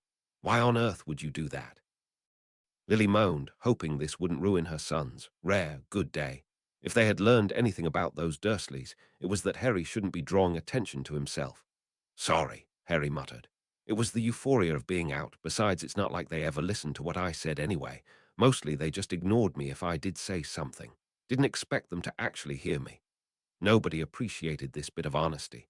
Vernon nearly crashed into another car. Pity he didn't, Sirius sighed. Sirius, Lily snapped. My son's in that car. James shrugged and said, yeah, Lil's, but he's a wizard, it wouldn't even scratch him. Plus, I like the irony. And a dark look overtook him as he remembered that horrible lie. Yes, but if he did crash, he'd blame it on Harry, Remus pointed out, which put a stop to any kind of thinking like that. Motorcycles can't fly. Shows what you know, Sirius sneered. He thought the Dursleys would think it gave him dangerous ideas. I don't think it's you, so much as you might mention them to your cousin, Remus said slowly. What's a television? James asked instead of snapping that wasn't helping like he wanted to. He vaguely remembered this being mentioned during their Muggle Studies class, but he hadn't paid nearly as much attention as he'd intended to when signing up, as it had done nothing to impress Lily in the intervening time. It's kind of like if the pictures that we talked to had backgrounds that moved as well, inside a box. Runs on the Muggles' form of energy called electricity. That's how they were watching the news on the first chapter, Sirius happily explained. He knew James had a good reason for not having registered that the first time, but he would have thought back on that eventually, so he just added it on now. James nodded in understanding, not pressing for more details like he wanted to. Lemon popped before the Dursleys can shoo him away. All of the adults shifted in agitation, thinking at least he got something. A gorilla that looks a lot like his cousin, except it wasn't blonde. That's right, Pronkslet. James patted adult Harry on the top of his head. Think positive. Harry laughed at the way his dad was doing that, but then determined that he would have to ask about those nicknames they kept using when the chapter was over. His favorite hobby of hitting Harry. Lily shot a disgusted look at the marauders, clearly remembering their favorite hobby on the occasions they got bored in the school corridors, but she was in too much of a temper to really go at that now. Besides, they had, in the past few years, made it clear to her that they did at least slightly regret doing those things. Dessert because he didn't want it.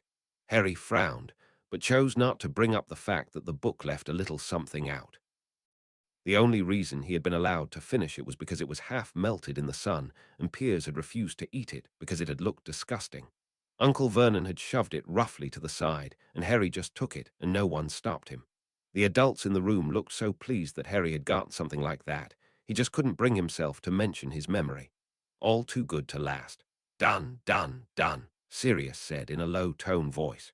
Sirius. Lily scolded. Sorry, Lils, Sirius said, trying to hide a chuckle only to get a glare from Lily. Could have wrapped around Vernon's car and easily crushed it. A lovely thought, that one. All three boys sighed, clearly daydreaming this very thing. Dudley pressed his nose against the glass. Poor Snake, Sirius shuddered, having to get a close-up of that. I don't believe it. James pretended to faint. Who are you and what have you done with Sirius? He would never say poor Snake. Horrible snake, maybe. Disgusting snake, probably, but never poor. Sirius just shrugged and said, I have nothing against the animals. It's not their fault, so don't take things out of context, mate. James pouted slightly because Sirius hadn't played along but let it go for now. Vernon raps his knuckles smartly against the window. I didn't know he could do anything smartly, Remus gasped, making Harry chuckle. It's an expression, Remus. Lily rolled her eyes while Remus frowned at her. I know that, Lily, Remus grumbled. Apparently continued reading about these Dursleys was making everyone on edge. The creature that had nothing to do but have people bother it all day.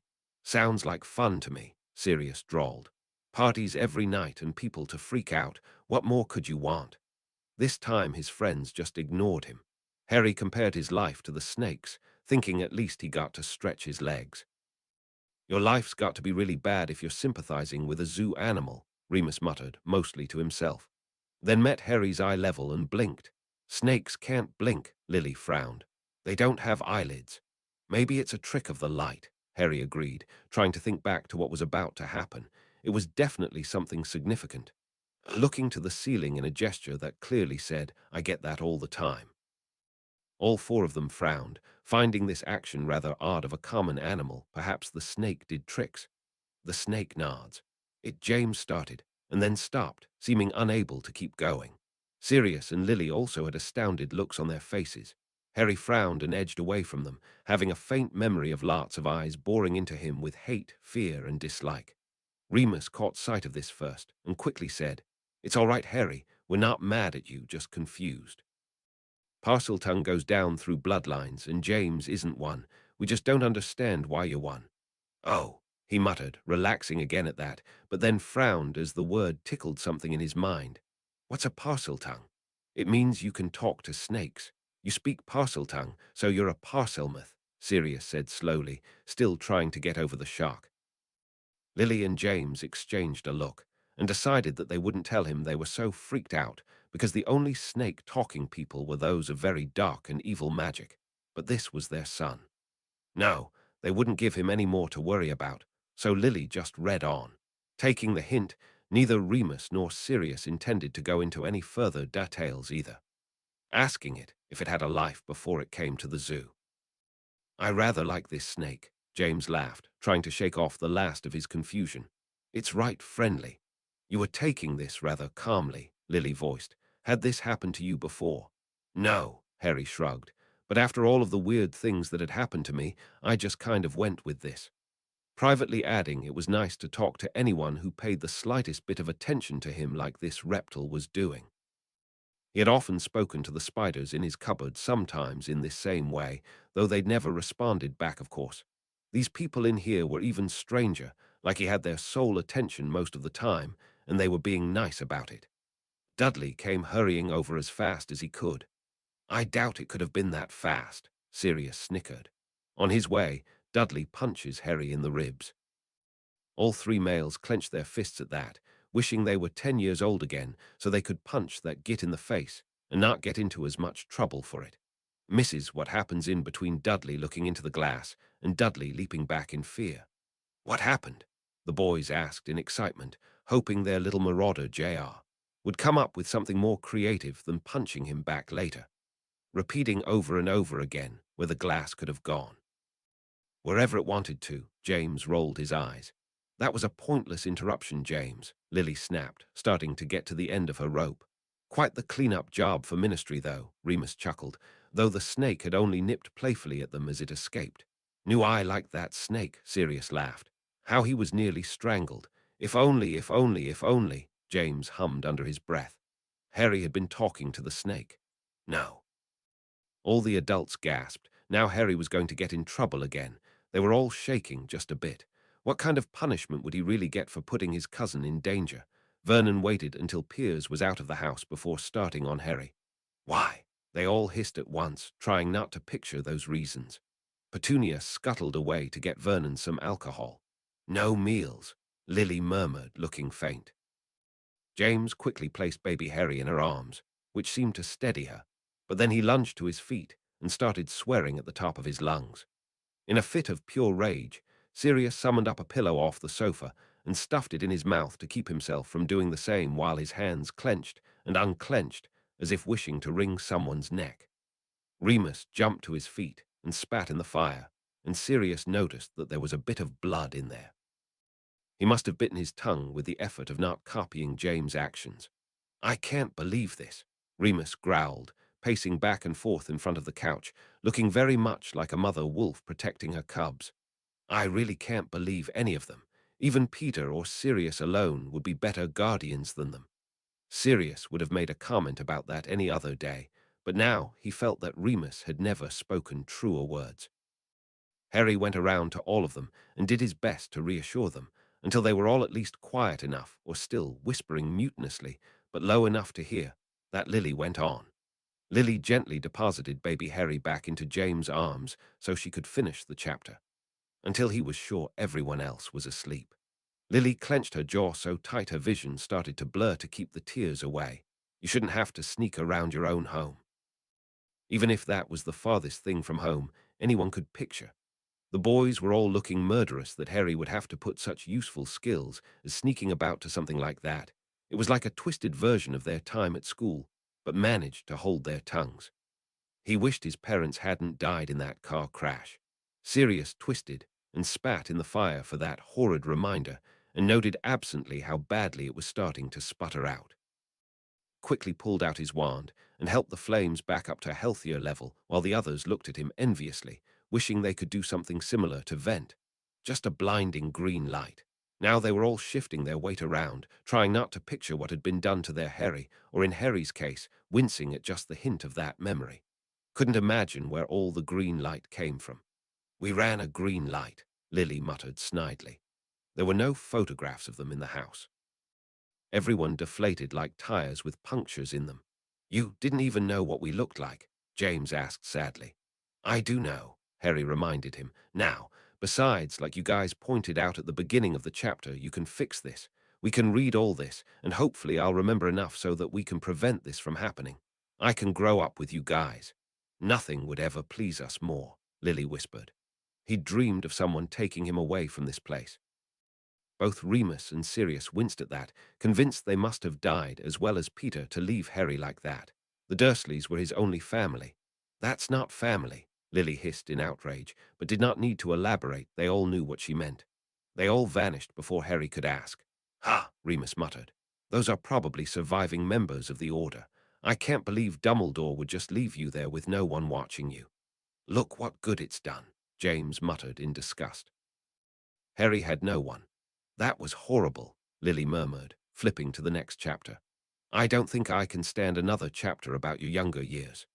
James reached behind Harry and placed a comforting hand on her shoulder before saying softly, "It's okay, Lily Flower. I'd like to think his Hogwarts letter will be coming soon, very soon, and then they'll have to treat him decently. They'll know he's a wizard and wouldn't do a thing to him." Lily sighed, unconvinced, but passed the book to James nonetheless as she took her son back. HP, hope this chapter was okay. It's one of my favorites, if only cause I love the people's reactions to this and the next one. I always mark how good a story this is, or could be, by this and the next chapter. So I'm hoping sincerely that you guys are pleased with this one. Chapter 4. The Letters from No One. Chapter text Harry opened, then closed his mouth, losing his nerve to ask about those nicknames or much of anything. They kept trying to pretend otherwise, but it was obvious they weren't enjoying this story, his story, all that much. They'd probably get sick of him and throw him out soon, so he should keep his mouth shut in the meantime. James quickly began reading, dying to know about his son, realizing his true heritage. The escape of the snake earned Harry his longest ever punishment. Then he froze after only one sentence, feeling bile rising thick and fast in his throat. Longest ever punishment, Sirius hissed, and how long would that be? All eyes swiveled to the adult Harry, who remained quiet and was hoping this would quickly pass. Then his mum surprised him by placing a hand gently on his shoulder and whispering, "It's all right, dear. No one is blaming you. We just want to know." Apparently that fear had been more obvious than he thought. Once again relaxing at her touch, he finally admitted, "A month, give or take a bit." Lily pursed her lips, determined not to start screaming again after she had just reassured her son. Remus managed to ask through clenched teeth, when it said, "locked up," what exactly did that entail? At first he had thought of it like grounding a child, in a more medieval fashion, but still. The no meals thing had pushed him to question this further. Harry didn't really want to answer, as his aunt and uncle had always threatened far worse punishment if he ever told the school about any specifics of his punishments and sleeping arrangements, but his aunt and uncle weren't here. These people had shown nothing but loving kindness to him, who was by all accounts a stranger. They deserved the truth. "I was let out once a day to use the loo. Otherwise, I was literally locked up," he said quietly. "Did they ever hit you?" James snapped almost before Harry had finished. After all, if they could imprison a child, what else had they done? He didn't like the way his boy kept edging around this. "Never left a bruise," Harry answered honestly. "Knocked me around a bit, spanked me, sure, but they never left a bruise." Harry felt like he was reassuring them while carefully wording his answer. Lily dearly wanted to ask what the school must have thought, but she didn't think she could stand listening to whatever lie they would have told to keep Harry in there. Still, none of the four were happy. James decided they had pressed enough for now. Harry was looking more and more likely to bolt from the room if they kept up this line of questioning, broken the majority of his presence, and run over the neighbor. "Why do we have to keep hearing about this?" Sirius sighed. "I really don't want to keep hearing about that stupid little boy. Favorite game was Harry hunting. Do I even need to ask?" Remus frowned.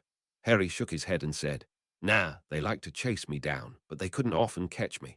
I've always been pretty fast." Lily sniffed and glanced about the room, finding irony in the fact that these boys were upset that Harry had been bullied, yet didn't even seem to realize they themselves were bullies. Now seeing the damage it could do to the victim, maybe the next time she brought it up they might actually understand. Dudley would be going to private school. While that would have been nice, James smiled. "Being away from your horrid cousin and all, I'm quite pleased that you will be going to Hogwarts instead." "How do you know?" Harry couldn't help but ask. After all, would a wizarding school take someone who didn't even know they were a wizard? Did you not pay attention to all that accidental magic before? Sirius demanded. "Of course we know you're going." Harry instantly felt reassured and motioned for his father to go on. Dudley thought this was funny. "Why would going to public school be funny?" Lily asked, genuinely confused. Remus shook his head in pained remembrance as he told her, because some people were raised to believe that anything lesser than them was meant to be laughed at. "Down toilets. and offered to do it to Harry now. All three boys tensed up at this, not wanting to start in on another round of bullying already. The toilet might get sick, then Harry ran. While everyone laughed at the boy's wit, Harry beamed with pride at remembering how long it had taken Dudley to figure it out and come after him. He hadn't even been punished for it. Get his school uniform and left Harry at Mrs. Figg's. Ouch, Sirius winced. Looks like you didn't get out of seeing her after all. Cabbages, bletch. Tripped over one of her cats and didn't seem as fond of them. Oh, Sirius cried, perking up at once. Well then, for once the little pup ought to have a good time. She let Harry watch television and gave him some chocolate cake. The rest of the adults hadn't looked ready to believe Sirius until they read it for themselves. Now they were all smiling and hoping for some inexplicable reason that Harry would spend the rest of his time there until school started. Sadly, this idea was ruined the moment James continued reading. Orange knickerbockers and straw hats. Remus made exaggerated gagging noises with his throat, while Lily grumbled under her breath. Remind me to never complain about the school uniforms again. Used for hitting each other while the teachers weren't looking. James spluttered in disbelief, but Lily sighed and stated, Don't even start, James. You know very well you cursed anyone you could get your wand on without being caught. It's the same basic principle. James looked slightly hurt, but had no way to really deny this, so let it go and moved on. Harry was trying his hardest not to laugh at the whole spectacle. Glad to know he looked as ridiculous as we thought, James chuckled. Sirius was fighting the impulse to comment on the baby name that had been used. What looked like dirty rags in grey water. What's that? Remus asked. Without looking up, James kept reading. Always hateful whenever Harry dared to ask a question. Lily huffed and grumbled under her breath, but again James didn't bother pausing, this time to ignore Sirius' snicker about Remus mimicking the book again. It was his school uniform. What? Everyone in the room yelped. Why are you so surprised? Harry asked, genuinely confused. The book already told you that they gave me Dudley's old clothes. It's just, James started, then looked to the others who were all just as appalled that Harry wasn't more upset by this. Just last night, your cousin paraded around in a brand new uniform, and now you're watching your aunt tell you that they can't be bothered to get you clothes. Harry merely shrugged. That's how it had always been. Why would he be concerned with it now?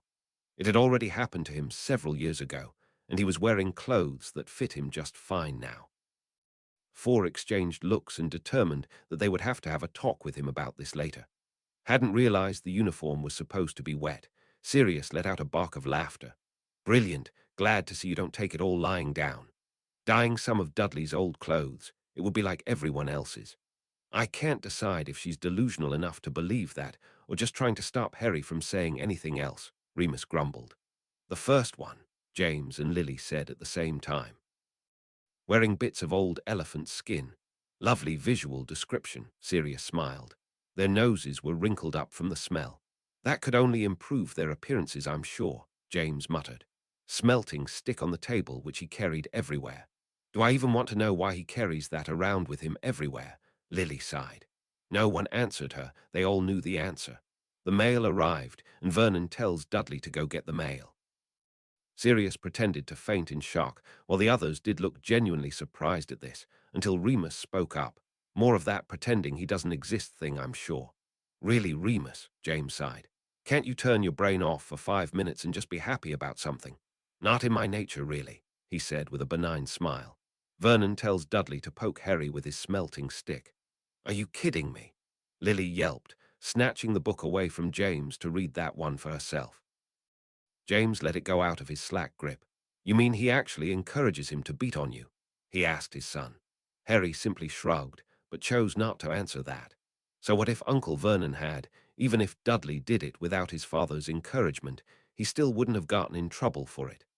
Gingerly taking the book back from his wife, James vowed to move that talk up to after this chapter was over, maybe even sooner if this didn't stop soon. Since no one in his life had ever written to him, Remus and Sirius again winced at such a reminder that they were dead, and Lily and James felt their hearts break once again that something so common to a normal person would mean something so big to their child. How lonely a life, and James still felt responsible for it all. He would have wanted to quit reading these books after the last chapter, if not for one thing keeping him going. He hoped his son would find out what he had done to set Voldemort after his family and right that wrong. Hopefully it wasn't too late.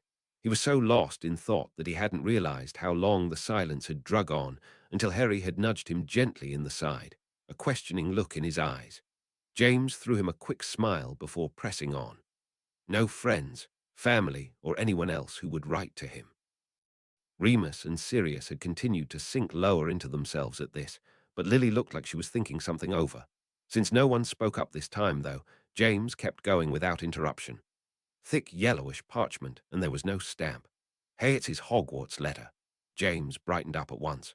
Please, please, tell me he goes waving that in front of his aunt and uncle, and we get to read about them tripping over themselves to explain. The malice in his voice was obvious, as was the eagerness coloring his tone as he continued. He didn't even care in that moment he didn't know what a stamp was, just having recognized the standard paper of a wizard's letter. Checking for letter bombs, then laughing at his own joke. I don't get it, Sirius said, and I've heard some pretty lame, dumb jokes in my life. Lily had a pained look on her face. It's a reference to something in the Muggle world that should not be made fun of. Trust me on that one, she explained. Sirius shrugged and decided not to push it. Dudley exclaimed that Harry's got something. Why would he shout it like that? James asked. Is it really that odd for Harry to have something? Yes, Harry said so quietly it was like he was trying to see just how softly he could say it. This was the truth, though. If ever he had something in his hands, Dudley had made it his mission in life to take it. Harry was just unfolding the letter when it was taken from him. All of the adults huffed in agitation at this, but remained silent, wanting to hear the explosion they knew was coming. Lily in particular felt a vindictive pleasure, as Vernon might not understand right away what it was, but Petunia sure would. Vernon sneers back who would even be writing to you. Sirius grimaced in disgust. I knew they bullied you, but did they always speak to you like that? He demanded.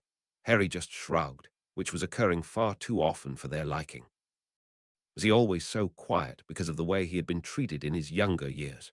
Large face begins reflecting a rainbow of colors at his surprise. Well, he certainly knows what it is, Remus said. Though I wonder why. Do you think Petunia would have told him the name of the school you went to in preparation for this moment?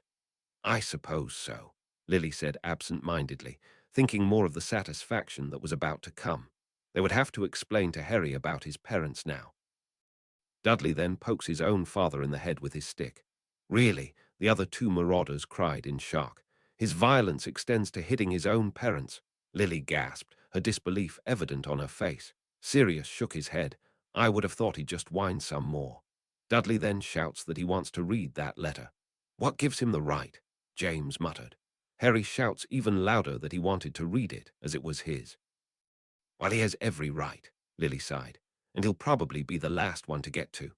Stuffing the letter away. All four of the adults frowned at that. This was not the reaction they had been expecting at all. Could they really continue hiding this from Harry? When Remus voiced this question aloud, Lily said slowly, No, I should think not. I know for a fact that when a Muggle-born receives a Hogwarts letter, a representative wizard will show up that day to explain and answer the Muggles' questions. However, this is an interesting phenomenon. Harry is a wizard by blood, but raised by Muggles who know about the magical world, so it was up to the family to discuss his magic. She paused for a moment, stomaching the bile that rose in her throat as she remembered all of the lies her sister had piled up. The school knows if the child's letter doesn't reach its intended person, and the letters will continue coming in until they do. What the extent of that is, I have no idea. After a pregnant pause, James finally asked, How on earth do you know all of that? Lily snorted and finally came back to the present, having been lost in a few memories. It's in Hogwarts, a history, establishing how and why the students are selected and introduced into the school. Never bothered to read that one, Remus said with fond remembrance. I preferred preparing for my classes rather than leisure reading. If I did want to read for fun, it would always be fiction. Guys, Sirius whined when it became obvious this was going to become a full and lively discussion about reading of all things. I am freely reading and listening to this book, but please don't make me sit here and listen to what you two have in your respective bookshelves. You could do with a bit of extra reading, Sirius, Lily snapped, rounding on him at once. Maybe if you had cracked your school books open to use for more than a pillow, The following squabble was familiar enough that James and Remus began laughing, while Harry nudged his father again and asked, "Is this common around here?" "What?" James asked, genuinely confused. "They're arguing, but they don't seem to be mad about anything," Harry asked, watching the two with keen interest and a vague familiarity about two other people arguing a lot. James felt a pang of sadness once again when he realized his little baby would never see these kinds of interaction for himself. He made sure Harry saw him really smile, though, that he was finally speaking up when he answered, "Yes, Harry, those two often have lively debates with each other, but there's no real heat to them. They just enjoy provoking each other." Harry nodded as he continued watching, but after a few more moments, James cleared his throat loudly and waved the book in his hand around. "Do you suppose we could get back on topic? You just completely ruined what I was saying, James," Sirius grumbled, crossing his arms and leaning back against the wall beside the fireplace, but did not stop James as he finally continued. "Harry stands his ground, shouting that he wants his letter. Now there's a temper we haven't seen," Sirius chuckled lightly, grabbed the back of both boys' shirts and tossed them into the hall. "What?" Lily, Remus, and Sirius all squawked, getting to their feet and looking as murderous as they had when they found out about the cupboard. "I thought you said he never hurt you," James growled, the book in his fist clenched so tightly it was in danger of ripping. He didn't," Harry said, looking at all of them genuinely confused. "It's not like it hurt," he explained gingerly. "If he put his hands so easily on his own boy," Lily began. "You think I'm lying?" Harry interrupted, feelings of hurt and anger beginning to boil. "I would have told you if he'd done anything worse." His anger managed to keep the shot of shame out of his voice that even though he had told the truth, there was still technically a lie by omission. None of them seemed that happy, but they all backed down and sat back in their seats. Harry was still feeling a touch hurt, so James told him gently, "We believe you, Harry. We're just beginning to wonder how loosely you use the wording, 'knocked around.'" Harry just sighed and waved his father to go on, feeling this didn't need to be discussed further. James disagreed, but was still eager to continue on. "Watch through the crack at the bottom of the door." "Inventive," Remus beamed. "Petunia is fretting about how the letter knew where he slept." "Lily, if they knew where he slept, wouldn't you think there would be an inquiry?" Remus asked, attempting to force a friendly tone into his voice instead of the growl he felt. Lily pursed her lips in thought before shaking her head and saying, "No, 'fraid not. No one looks at where the letters are addressed, simply if they're muggle-born or not." The others all huffed at that, and now dearly hoped this was a situation where someone magical would come, see this travesty, and have Harry removed that day. Simply ignore the letter's existence. Could they, though? James asked, a feeling of fear beginning to twist in his gut. Could they tell them that, I mean? Could they really stop Harry from going to school?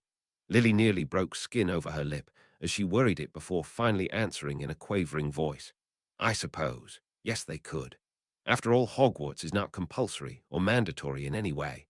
It is optional for the family to send their student there." The boys' mouths fell open in shock and horror at what this could mean. Sirius and James getting paler by the second as they looked on at the books in worry. If Harry didn't go to school, he wouldn't be able to get out of that house, wouldn't be able to properly learn magic. Could they really deal with 7 books full of these horrible Dursleys? After a brief bout of shock, however, Remus shook himself and said sternly, "No, if they choose to do that, then the Ministry will still make an appearance, find out why they choose otherwise, and someone will still find out about the way they treat Harry." Everyone just turned to Harry, as if expecting an answer, but he simply shrugged and reminded them, "Hey, I'm as clueless as you guys, remember." Only slightly reassured by Remus, James decided the easiest way to get his answer was to keep reading, rather than let his mind continue such dreadful thoughts. "Vernon shouts he's not having one in the house. They were dangerous."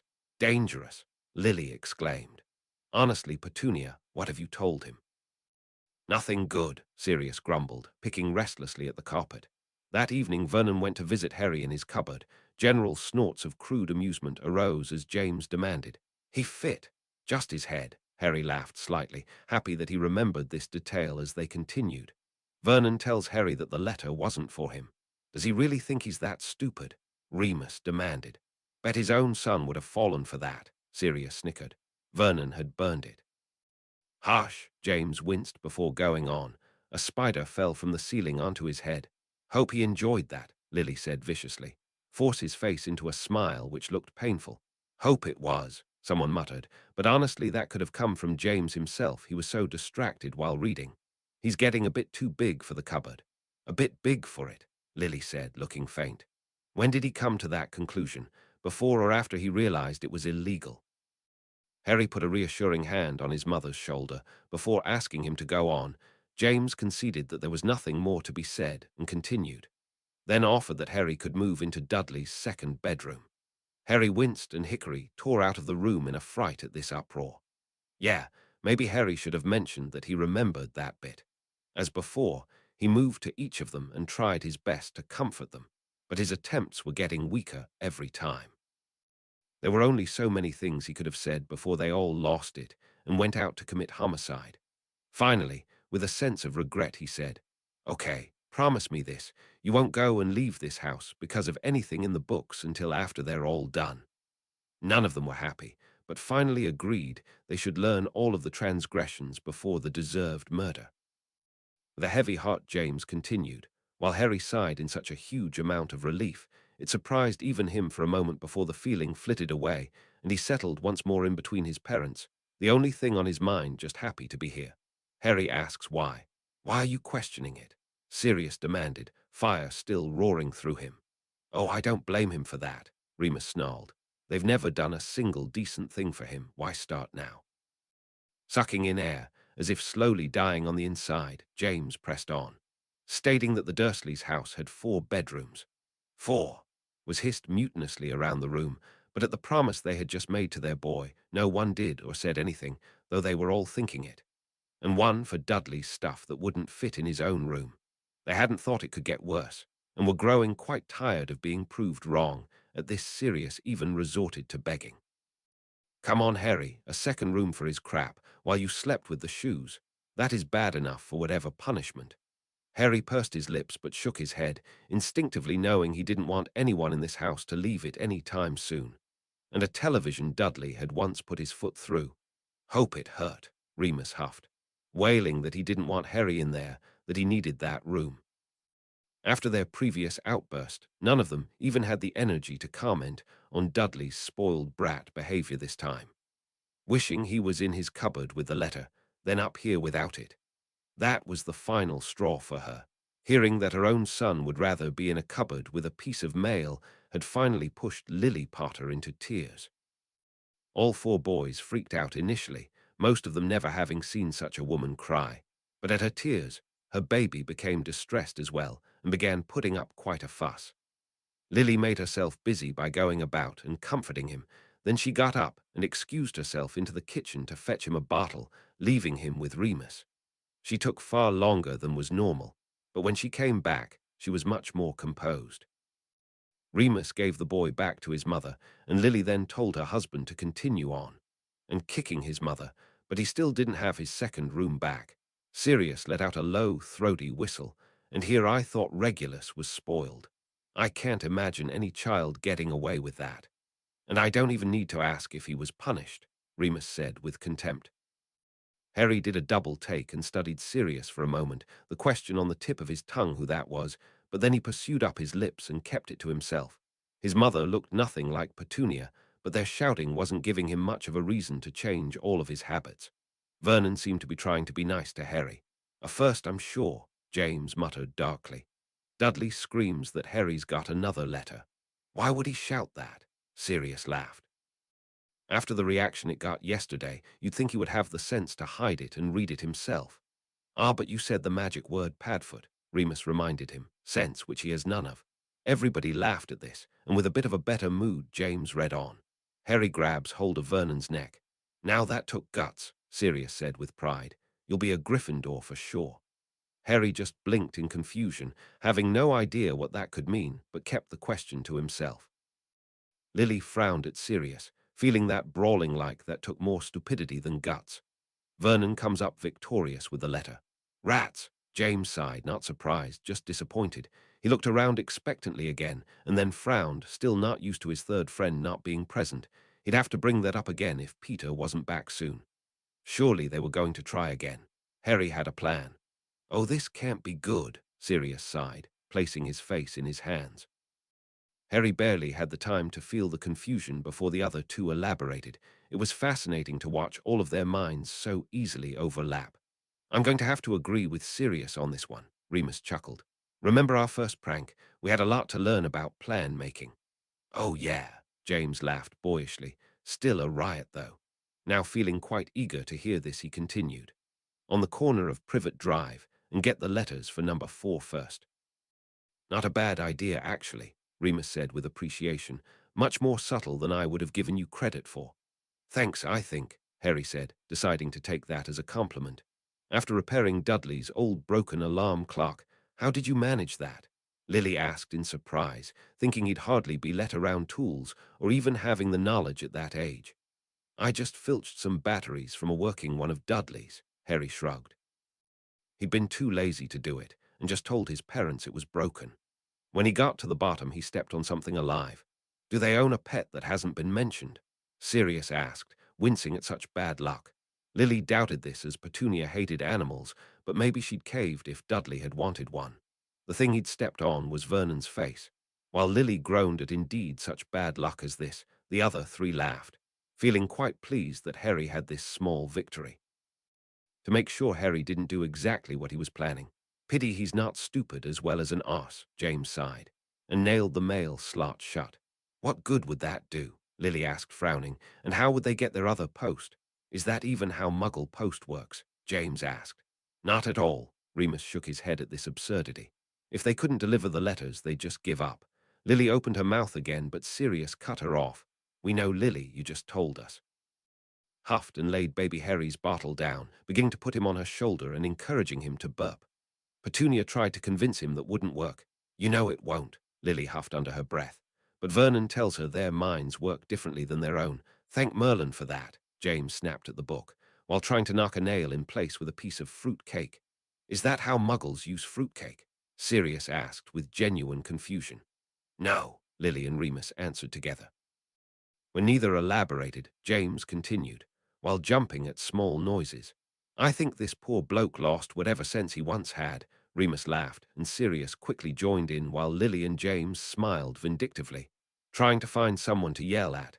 Those poor people, Lily said sympathetically as baby Harry finally burped. I'd just hang up on him. Petunia shredded the letters in the food processor. Points for originality, Remus chuckled darkly, still rather disgusted these two would go to such lengths to keep this from his cub. He was now imagining shredding them through a food processor feet first instead. No post on Sundays while spreading marmalade on his newspaper. Why don't Muggles get post on Sundays? James asked curiously.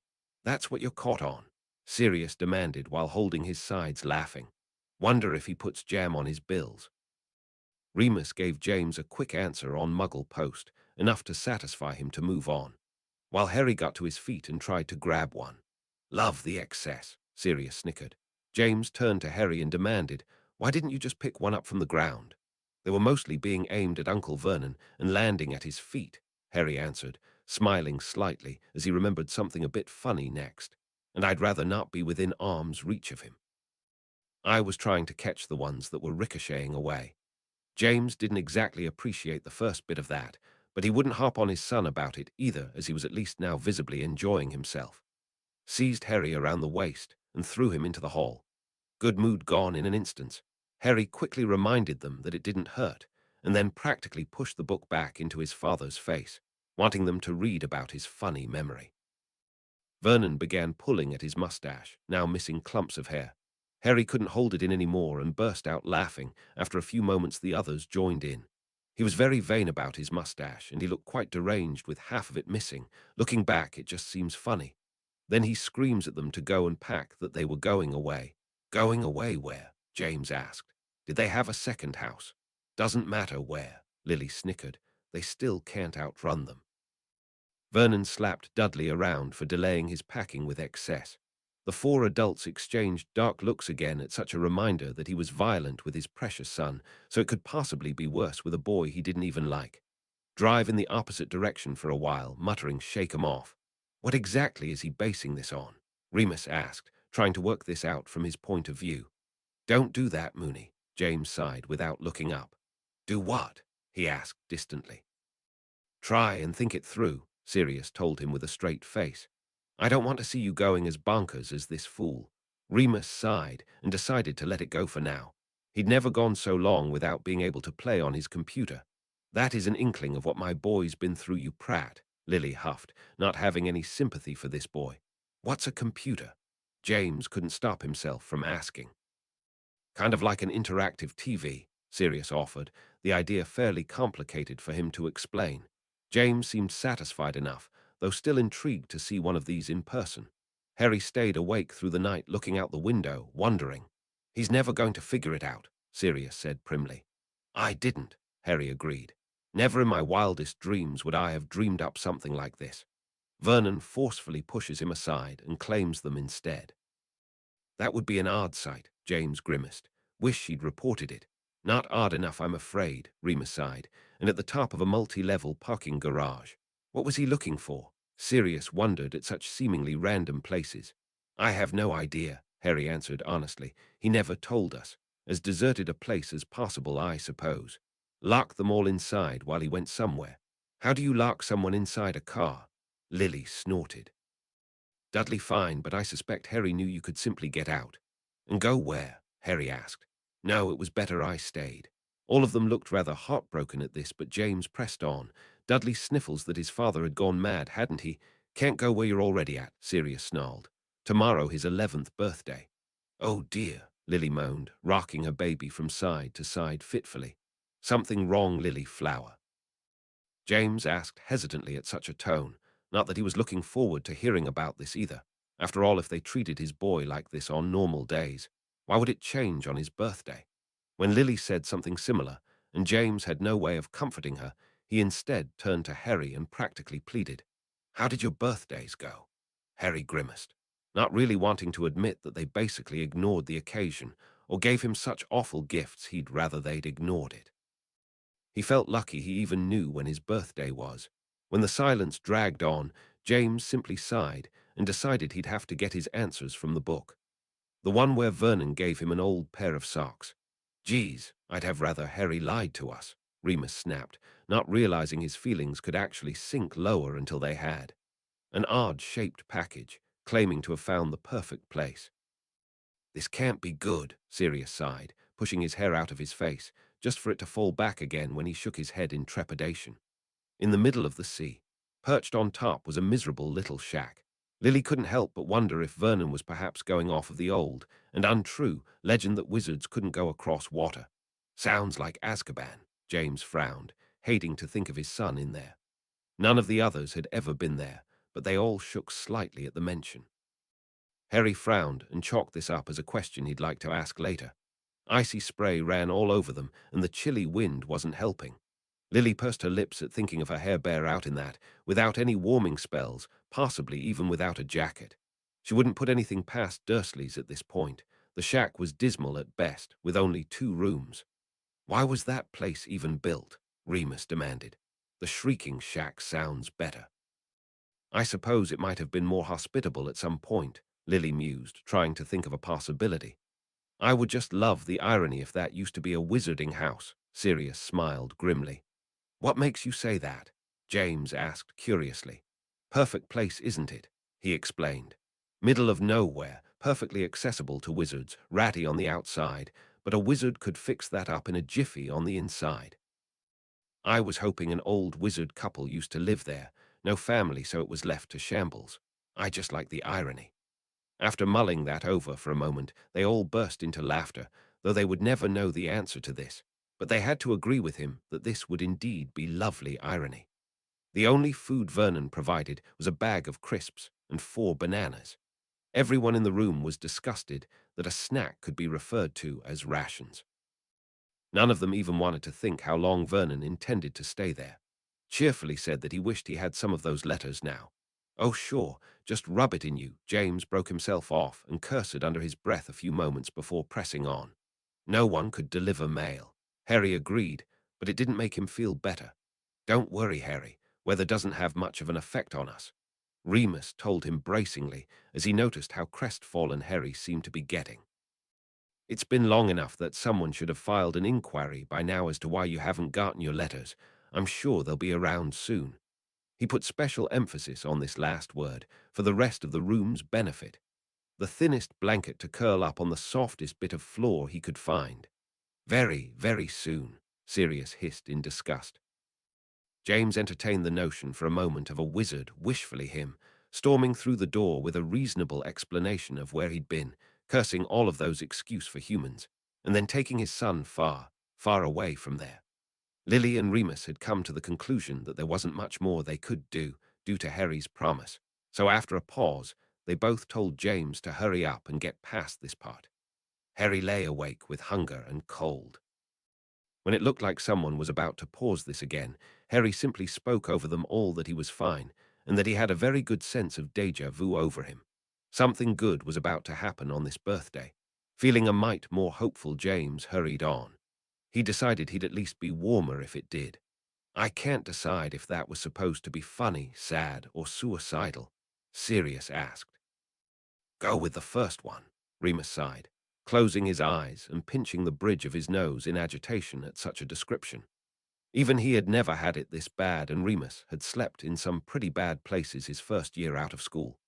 He'd finally run out of money and took Sirius up on his offer to be roommates again, only just keeping his dignity by complaining loudly. He was keeping up his share by keeping the place livable. Sirius never said a word. He'd miraculously never been in his second bedroom. So full of letters he could take one without someone noticing. I should hope so. James smiled happily at the thought, considering waking up Dudley just to annoy him. I wouldn't do it, Lily grumbled. The less of his company, the better. In truth, she was projecting a lot of her hatred from the younger marauders onto this boy, though even she had to admit they never got this bad. When the clock struck midnight, there was a large boom. Boom! The others asked in concern as James puzzled for a moment. Did the house actually cave in? Sirius yelped, going slightly bug-eyed, picturing his pup under all of that horrid rubble. He was sure to survive, but it wasn't a pleasant thought. James, keep going, Remus pleaded, feeling concern mounting. What a thing to happen on Harry's 11th birthday. Lily, on the other hand, was eyeing her adult son, and the pleased smile on his face. He didn't look remotely concerned, the opposite in fact. Now she simply wanted James to keep going out of morbid curiosity. After shaking himself for a moment, James read the last line of the chapter. Someone was knocking to come in. Sirius and Remus relaxed a bit, though James still looked concerned. Who knocks and makes a boom noise? Well, keep going and we'll find out, Lily snapped. The chapter's over, James said. Guess it's my turn then, Sirius groaned, dragging himself to his feet, but eagerly taking the book. Never thought I'd see the day Padfoot would take up a book willingly. James laughed. If it's about my little pup, you bet your wand I will, he stated primly, turning the page. Chapter 5. The Keeper of the Keys. Chapter text. Sirius turned to his obligated chapter and was fixing to start when Harry spoke up. Hey, Sirius. He startled slightly. This was the first time Harry had addressed him directly. He seemed rather weary of him and Remus. Plus, his Harry shouldn't be able to talk for at least a few more months, so it was quite odd. Still, he smiled with pleasure and looked around at him. Yeah. Harry had watched carefully over the last chapter, but no matter what he did or didn't say, nobody had treated him with any ill will of any kind. On the contrary, they'd all been so nice to him, and only in his wildest child imaginations could he have thought of the way his dad beamed at him when he'd asked about his mum and Sirius throwing barbs at each other. So he tried again with something more personal, with more confidence. What's with the nicknames? Sirius blinked, then blinked again. Then cursed slightly as he cast his eyes towards Mooney. At school, they had plenty of reasonable explanations for their nicknames.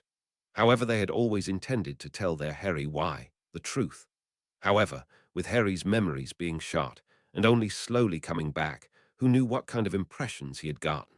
Had he already heard about werewolves and had a negative opinion of them like most wizarding kind? He didn't think he could stand seeing Harry freak out over one of his best friends, however Harry had addressed him. Yet it was Remus' right to divulge this backstory. Torn and silent for too long, Remus answered for him, having come to much the same conclusion as the others. That's got a backstory, Harry, and we'll explain later. He addressed Harry but spoke to Lily, who would never rebuttal. It was Remus' story to tell, and when she'd spoken before of not lying to him, it had more to do with making sure they had each other's confidence. It didn't mean she'd wanted to immediately sit down and divulge several personal parts of her life she'd never liked to look back on as well. Harry frowned, not much appreciating this, as they seemed to constantly interrogate him and demand his whole truth answers. But at the pained look on the man's face, he decided to let it go for now. Seeing Harry's nod, Sirius quickly pressed on. Stupidly said, "Where's the cannon?" clearly still half asleep. "Harry, my boy," James said, clapping his son on the shoulder, "there are some things that don't need to be stated." Harry laughed quietly while the others smiled at such an interaction between the two. With a rifle in hand, Lily and Remus frowned in annoyance, forestalling the question they knew was coming. Remus spoke up. "A rifle is a muggle weapon, like using the Confringo curse through a metal pipe. I can't believe he was planning on using that on someone, simply for trying to give Harry back his heritage, his life," Lily grumbled, her anger at the Dursleys continuing to grow with everything they did or said. It also didn't help that she was positive Vernon had attained that illegally, as Muggle laws made it nearly impossible for the common citizen to even own a firearm. He was armed. James frowned to himself at the odd phrasing, but still let it go, working out for himself it must have something to do with the Muggle gun, or the man was just stupid enough he felt he needed to explain he had arms. He believed both, but the first was more likely. Falling right off its hinges. There was an edge of unease as Sirius read that, then he looked up and asked, "We are sure that this is a friendly wizard just there to give Harry his letter right?" Not that many wizards would use such force to get into a Muggle house. The other three exchanged uneasy looks, but Harry leaned back into the couch, completely at ease. He felt no impending danger and told Sirius as much, so he went on. "Long black hair and black eyes. Is that Hagrid?" James asked eagerly. "Sounds right," Remus agreed, beaming as well. "Hagrid," Harry said the name slowly and distinctly to himself. He'd come across it in the first chapter, and it had meant something to him, but now saying it aloud, he knew that name. But why? "I think I know him," he muttered, rubbing his temple in frustration. "Keep reading Sirius," Lily instructed, switching baby Harry in her arms so that she was able to wrap one arm around her elder son's shoulders. Harry stopped at once and immediately leaned into the touch once more with a look of almost awe in place. Dudley runs for cover behind his mother and father. Lily couldn't help a slight smirk at this. Reflecting that the Dursleys would be terrified, a stranger had come in like this, invited himself something to drink, and insulted their son all in one swoop. While this would normally be the height of rude, and could only make the Dursleys' opinion of Hagrid equal to their feelings of Lily. Knowing what she did, though, Lily was hoping this was only the beginning. Hadn't seen him since he was a baby. "Well, there's our proof that it's Hagrid," Sirius said happily. "'Cause Hagrid was the one who dropped you off at your aunt and uncle's as a baby. Like the giant description wasn't enough for you," Remus laughed. "The giant's only response is to tell Dursley to shut up." "Thank Merlin," James said to the ceiling. "I've been wanting someone to say that to him since this whole thing started." Twisted it around as if it were putty before tossing it into the corner. Would a gun have even hurt him? Sirius asked, "With his tough skin and all?" "I'm not sure," Remus said slowly. "We know his giant skin prevents most spells, but I'm not sure if he's ever tested it against Muggle weapons." "Hang on," Lily said, looking to all the boys in the room. "Giant skin? What makes you say Hagrid's a giant?" "Oh, come off it, Lil," James said. "Smart as you are, you never figured out why Hagrid's as big as he is." Lily frowned at them all and stated, "I always thought he had an overdose of Rano potion, the effects of which can't be magically fixed, at least as of today's standards." Sirius snorted in disbelief. "Leave it to you to think a potion would do that to someone." "Well, what made you four think?" Lily began hotly, but Harry cut her off and said, "No, they're right." All four turned to him wide-eyed, and he quickly raised his hands up and said, "I don't know how or why, but I think they're right." Lily deflated at once, grumbling under her breath about guesswork. "That doesn't bother you, does it, Lily?" Remus asked cautiously. Lily blinked once, then again before gaping and half shouting, "Of course not," at Remus, which caused baby Harry in her arms to kick up quite a fuss. In response, Lily got up and handed over the baby to Remus, then bent down and whispered something in his ear before leaving him there. Remus seemed quite happy now, and made quick work of calming down his little cub.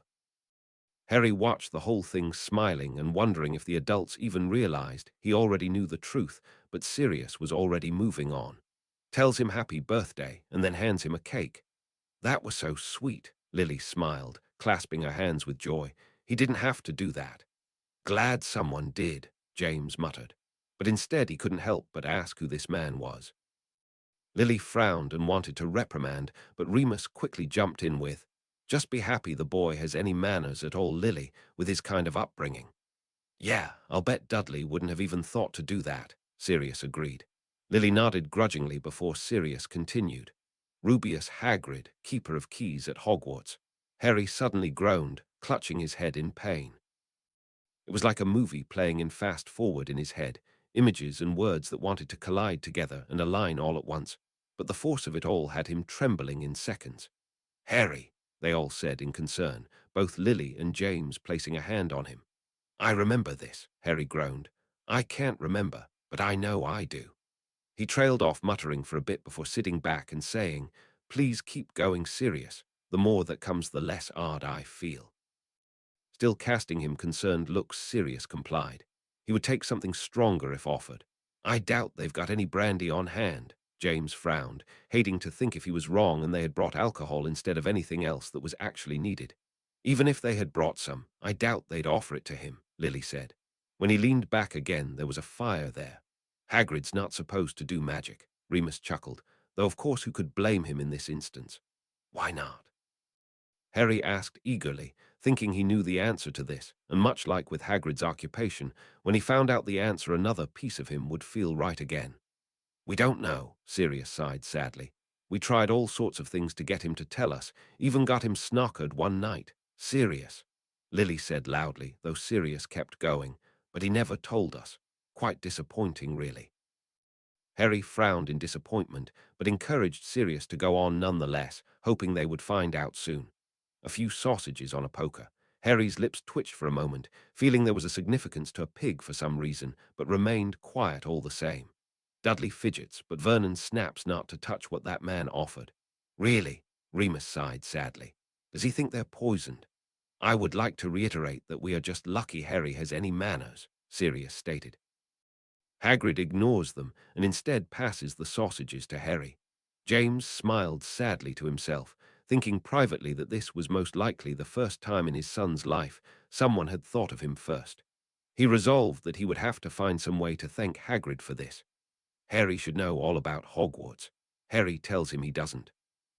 Remus chuckled darkly all of a sudden, causing Lily and Harry to look at him curiously, so he was quick to explain himself. "If there's one thing Hagrid loves most in the world, it's his job at Hogwarts. And if there's one man he respects the most, it would be Dumbledore. For these Dursleys to not have told Harry anything about it, oh, Hagrid's going to lose his temper on them." James suddenly smiled, thinking that this couldn't have worked out better, and that if there was any justice, Hagrid would deliver it.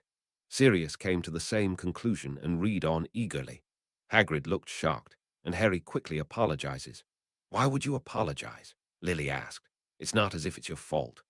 Harry merely shrugged, knowing that the quickest way to soothe someone's temper was to apologize and admit it was your own fault. However, he didn't think any of them wanted to hear him say that. Harry asks the obvious follow-up question, all what? James and Remus leaned in eagerly, and Sirius was practically bouncing in anticipation. His school marks weren't that bad.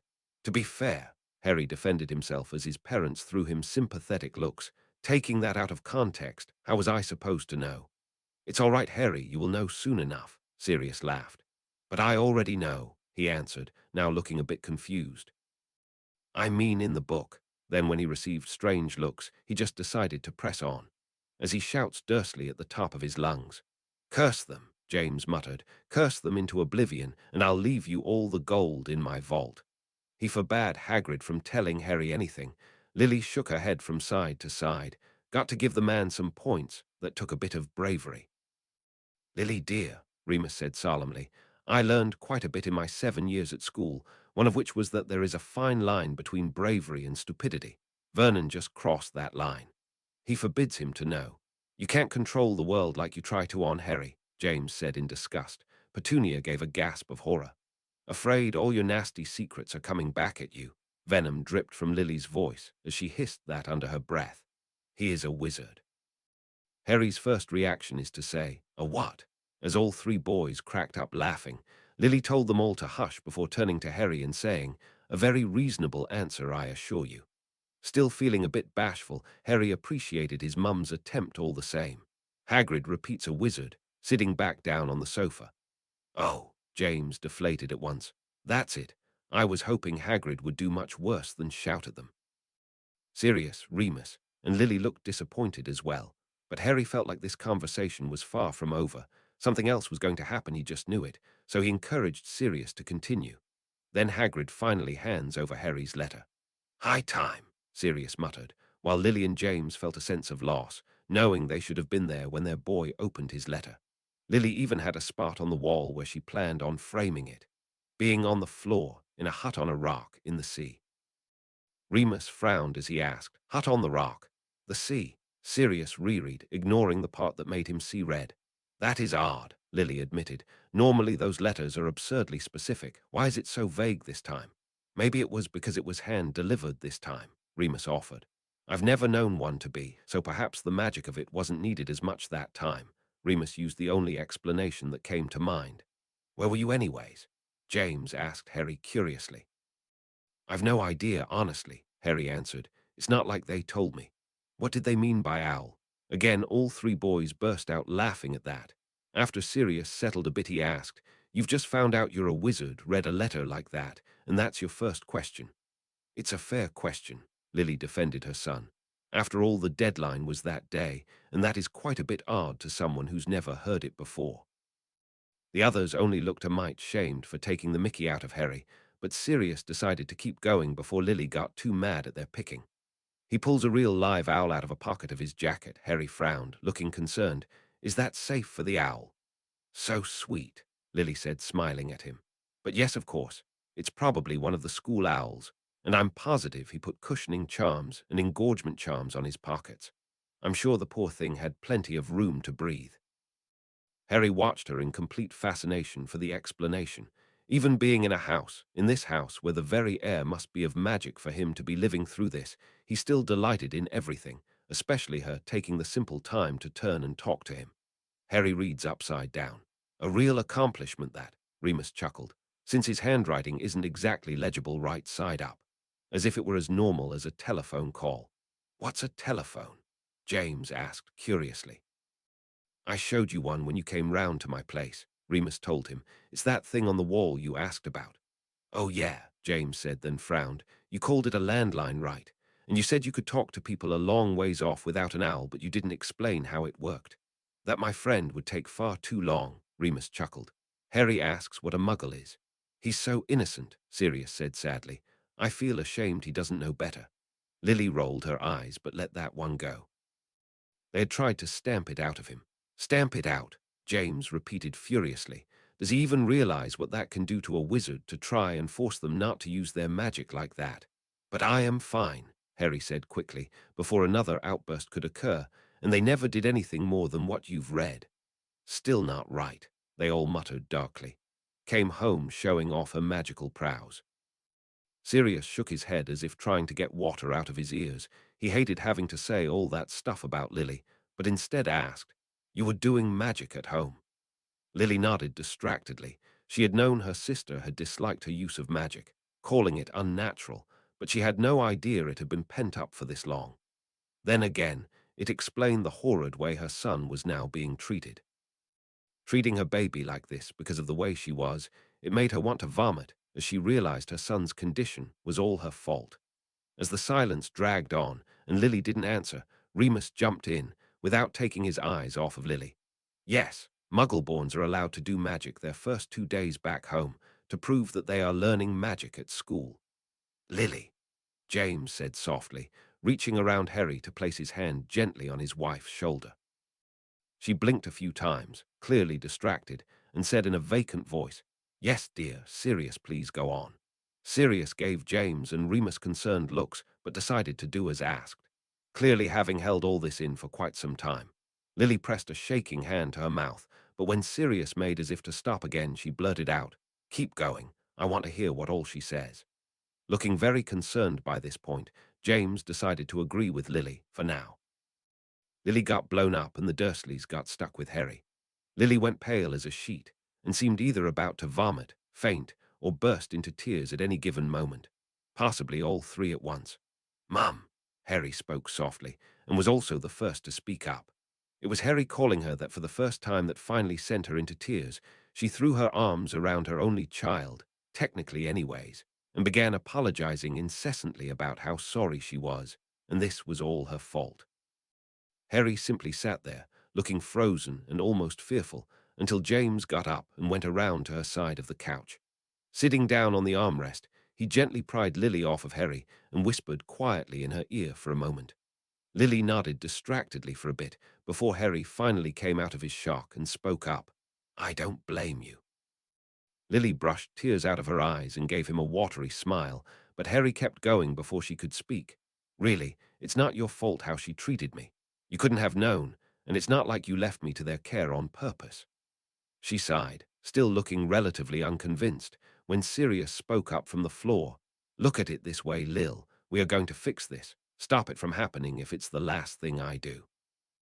Remus shot Sirius a dark look, warning him that he didn't appreciate that kind of declaration before speaking up. "It is going to be all right, Lily. Look at your boy now. Despite all of that, he doesn't seem to be any the worse for wear." Not 100% true, but he was trying for comfort here. Lily sighed and nodded, squeezed both of her boy's hands, and then said softly, "Yes, I know. Please let's just keep going." It was clear that she didn't completely agree with them, that she still blamed herself, but if she didn't want to talk about it, then there wasn't a force on earth that could change her mind. They told him his parents died in a car crash. "Finally," Sirius crowed. "I'm so glad you told Hagrid that, Harry. Let's hope Hagrid does a bit more than yell at them for that lie." Hagrid loses his anger to be replaced with anxious nerves. "Rats," James muttered, snapping his finger. If only Harry had waited a few more moments to ask that. He winced again at the odd silence. Every passing chapter Peter wasn't here was getting more and more odd as this became more and more normal. Harry can't go off to school not knowing. "That would be kind of odd," Remus agreed. He threw a dirty look at the Dursleys. "Wish he'd do more than that," Sirius muttered darkly. It was so weird to Hagrid Harry didn't know his name. "Which is amazing, really," James sighed, "considering so many people hate saying his name." "Well, if they didn't know his name, then calling him you-know-who would have just been stupid," Lily reasoned, still leaning against his hip and smiling up at him with a watery but now steady smile. "I still think it's just stupid," Sirius grumbled. Still, he can't seem to spit out the name. "I hope Hagrid does tell you," Remus said sadly. "I'd hate for you to hear it some other way." "We should have been the ones to tell him," Lily thought sadly. Finally, he shuddered but manages to say the name Voldemort. "Well, it's a start," James chuckled, while Harry felt a thrill of fear shoot down his spine. It tried to happen again when he heard it aloud like that, so different from just reading it, memories trying to lunge back too fast, but he shook it off forcefully and told his head in due time. Some were afraid and looking for protection, some wanted the power. "Kind of odd hearing about this past tense," Sirius said, mostly to himself. "Kind of nice, though, too," Remus said wishfully. They stayed faithful on Dumbledore's side.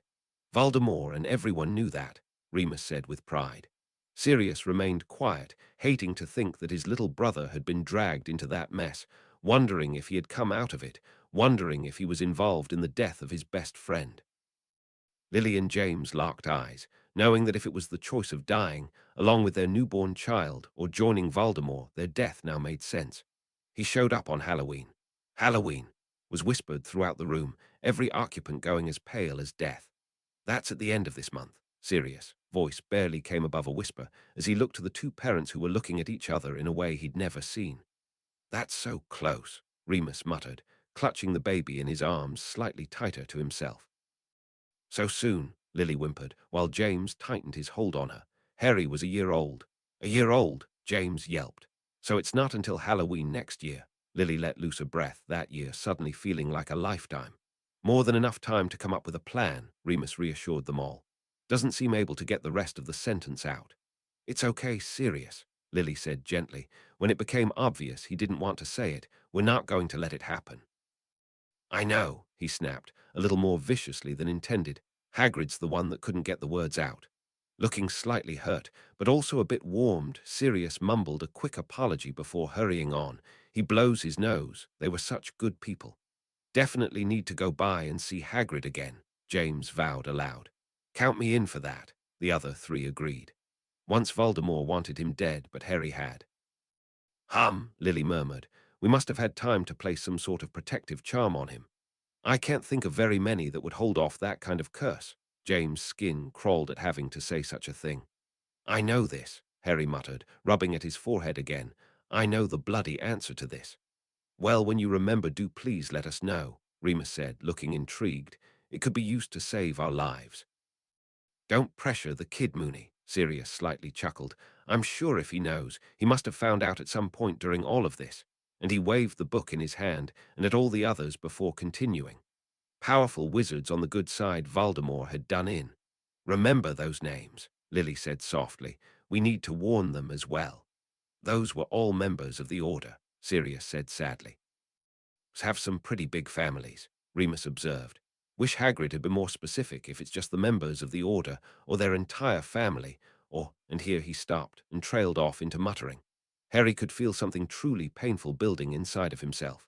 I don't need to remember that, Harry muttered, his headache beginning to lessen a bit now, but still quite painful. He hoped that gaining back more of his memories wouldn't be quite this bad. And now imagines a cruel laugh as well. I sincerely doubt you remember that, Lily shivered, just your subconscious mind trying to visualize what happened. Harry shrugged, hoping that he really didn't remember that. Harry jumped, nearly having forgotten they were there. Wish they weren't, Sirius grumbled. Should have given him more of a beating to get it out of him. How is a beating ever the answer? Lily cried, nearly lunging to her feet in rage. I'd like to give you a good beating, James snarled. So lucky I keep my word, Dursley, Sirius snapped, looking about ready to toss the book into the fire. Remus simply rocked the baby in his arms around a bit, trying to comfort himself with the knowledge that this hadn't happened yet, that his cub was fine. Harry looked around at all of them, half smiling with love at their reactions, half afraid of what they really were going to do when things were all said and done. He claims that Harry's parents were weirdos. Only in your twisted world, Remus growled. If he keeps going about you too. Sirius hissed, growing a bit paler with every word he read, then sucking in a deep breath, forcing himself to continue. And the world's better off without them, Akio. Lily cried suddenly as Sirius really did look like he was about to chuck the book into the fire. That Sirius began swearing violently. He's speaking ill of the dead to our son Lily, James said with a look of disgust, probably from referring to himself as dead. I still don't want him toasting this, Lily snapped, just as angry at being insulted like this in front of her child, but not willing to take it out on the book. When it looked as if Lily were about to continue the chapter, Sirius strode over and plucked it from her grasp. After a brief glaring contest, Sirius vowed, I promise I won't try to burn this book again. When Lily still held his gaze, he continued, or in any way try to destroy it. Releasing her breath, she sat back into the couch, and Sirius went back to his place at the hearth before reading, and that he always knew they would come to a bad end. Sirius, you sound ridiculous biting your tongue and reading, Remus said sadly. Yes, well, it's that or nothing, he said, while spitting a bit of blood into the fireplace and continuing. Drew a battered pink umbrella from inside his coat. Yes, all four cheered, all malice gone from Sirius' voice, as he now eagerly continued. One more word out of him, then he trailed off threateningly. Oh, come on, James slumped back. Oh, he will say one more word, Remus vowed. I'd put money on that. Hopefully soon, Sirius huffed. In danger of being speared from a pink umbrella by a bearded giant, Lily snickered quietly to herself at such a sentence, relieving a bit more tension in the room. Some speculate that he died, but Hagrid doesn't believe that. Still nice to think about, though, Sirius sighed. Some say he's still out there, but he doesn't believe that either. So what? Lily asked in confusion. He doesn't believe he's dead, but he doesn't believe he's still out there. He can't be both. Even if he was a ghost, he would still technically be in one of those two categories. I'm not sure, Remus said, rubbing his jaw thoughtfully. There are areas of dark magic no decent wizard has even looked at, but as we all know, Voldemort's as dark as they go. It really is unpredictable what could have happened to him that night. I'm voting for died, James said darkly, not wanting to think too long on it. Sirius didn't want to think what Voldemort would do if he really wasn't dead, so he decided to read on. Because that same night, you know who had vanished. All of the adults shivered in disgust, not wanting to think who Voldemort would come after if he ever did come back. Yet Harry was here, fully grown and healthy, so they felt safe in assuming that Voldemort did indeed die. Spent his life being bullied by the Dursleys. Thanks for that awful reminder, James said darkly. Turned into toads every time they tried to lock him in his cupboard. If only, Remus snapped in disgust. Kick him around like a football. Cause magic doesn't work like that, Lily said sadly, suddenly wishing that it did. Out loud he told Hagrid he must have made a mistake. With your looks, kid, not much of a mistake to make, Sirius laughed, releasing the snake when Dudley had punched him. All excellent examples of the good uses of magic, James beamed. Lily smacked him lightly, but privately agreed, though thinking he should have never had to be in those situations. Hagrid was beaming at him. I wish you had told Hagrid about those moments, Harry, Remus said sadly. Hagrid would have taken you out of there faster than you can say Merlin. Wait for it, Sirius said with a bit of hope. He still might. We'll not pay some old fool to teach him magic. Yes, James pumped his fist in the air as if he just won a Quidditch match. If that doesn't get a reaction out of Hagrid, nothing will. He's going to deserve every moment of it too, Remus said with a dark smile on his face. Lily was practically vibrating, wanting to hear what had happened, and Sirius was quick to comply. Harry gets a good and sees a pigtail poking out of his pants. Thank you, Merlin. Sirius crowd, tossing the book into the air in celebration. Thank you, Hagrid. James corrected, hugging Lily and Harry to him with almost as much joy as when Harry had first been born. High time that lark got some comeuppance, Remus agreed, bouncing the toddler in his arms around and making the baby giggle, joining in on the euphoric mood. Oh, I hope he tried turning Petunia and Vernon into pigs as well, Lily said vengefully, feeling it was a small price for the way her baby had been raised. Sirius leaned over to where the book had landed and quickly found his place again, dragging him into the next room where they locked the door. Oh, Sirius groaned after reading that. I suppose it's too much to ask he goes after the lot. I don't think so, Harry said, still laughing slightly at all of their reactions. Rats, all three boys muttered, while Lily privately thought about how they were going to go about explaining the tale to other muggles. She was positive Hagrid wasn't going to remove it, so that was a small amount of punishment. Admitting he probably shouldn't have lost his temper, you should have lost it a long time ago, Sirius said, still slightly laughing. He would have if Harry had told him everything we know, Remus agreed. He had meant to turn Dudley into a real pig. James actually applauded Hagrid for this, while Lily reached over and shoved him off of the armrest. Even landing on the floor, he was still laughing, and after a few brief moments, he and his friends settled down enough that Sirius kept going while James got up and retook his earlier position on Harry's other side. He technically wasn't supposed to do magic at all. I'm sending Hagrid a thank you note, Remus said gleefully, and I'm thinking about teaching him the proper way to do that spell. I'll help with that, Sirius cackled. Lily and James were privately hoping that Hagrid would never have to use that spell, but didn't begrudge the two either. Harry asks why not. James snorted a bit, like he's going to answer you when you ask like that. Yeah, Harry, don't you remember the whole tried getting him drunk and it didn't work bit? Sirius asked. Well, I didn't know that then, Harry told him exasperatedly. Ignoring the strange looks he was receiving, Sirius tried to finish the chapter. They snapped his wand in half. Remus gave a low whistle. Wow, Harry, he must really like you. We never even got that much out of him. Well, it is a private matter, Lily scolded. I wouldn't want to go boasting about being expelled either. Harry asks why Hagrid was expelled. Blunt much, James laughed. Like you were ever any better, Lily reminded him. Says that it was getting really late and they should head to bed. Subtle, Remus snickered. Like you were any better, Sirius laughed. Exactly how many times did you use your mum as an excuse to sneak off again? 33 by my count, James input. Remus was about to counter when Harry asked, why were you sneaking off? All four paled and deflated at once, wanting to bite their tongues for again, foolishly forgetting Harry didn't know. It was just so easy for them to forget, since they had never intended to hide anything in this house. Ugh, Remus started lamely when James said, a little too loudly, how about we explain later? Harry frowned severely at them, wanting to stop what he felt was just silly. I've told you guys things I'd rather not. Why's this different? He almost added on that he already knew anyways, even if he didn't understand the details apparently. But then Sirius said, "Look, pup, the chapter's almost over then." He threw Remus a sideways look and waited for him to nod before continuing. "Then we'll explain, all right." Harry nodded, and they all remained silent as Sirius finally finished.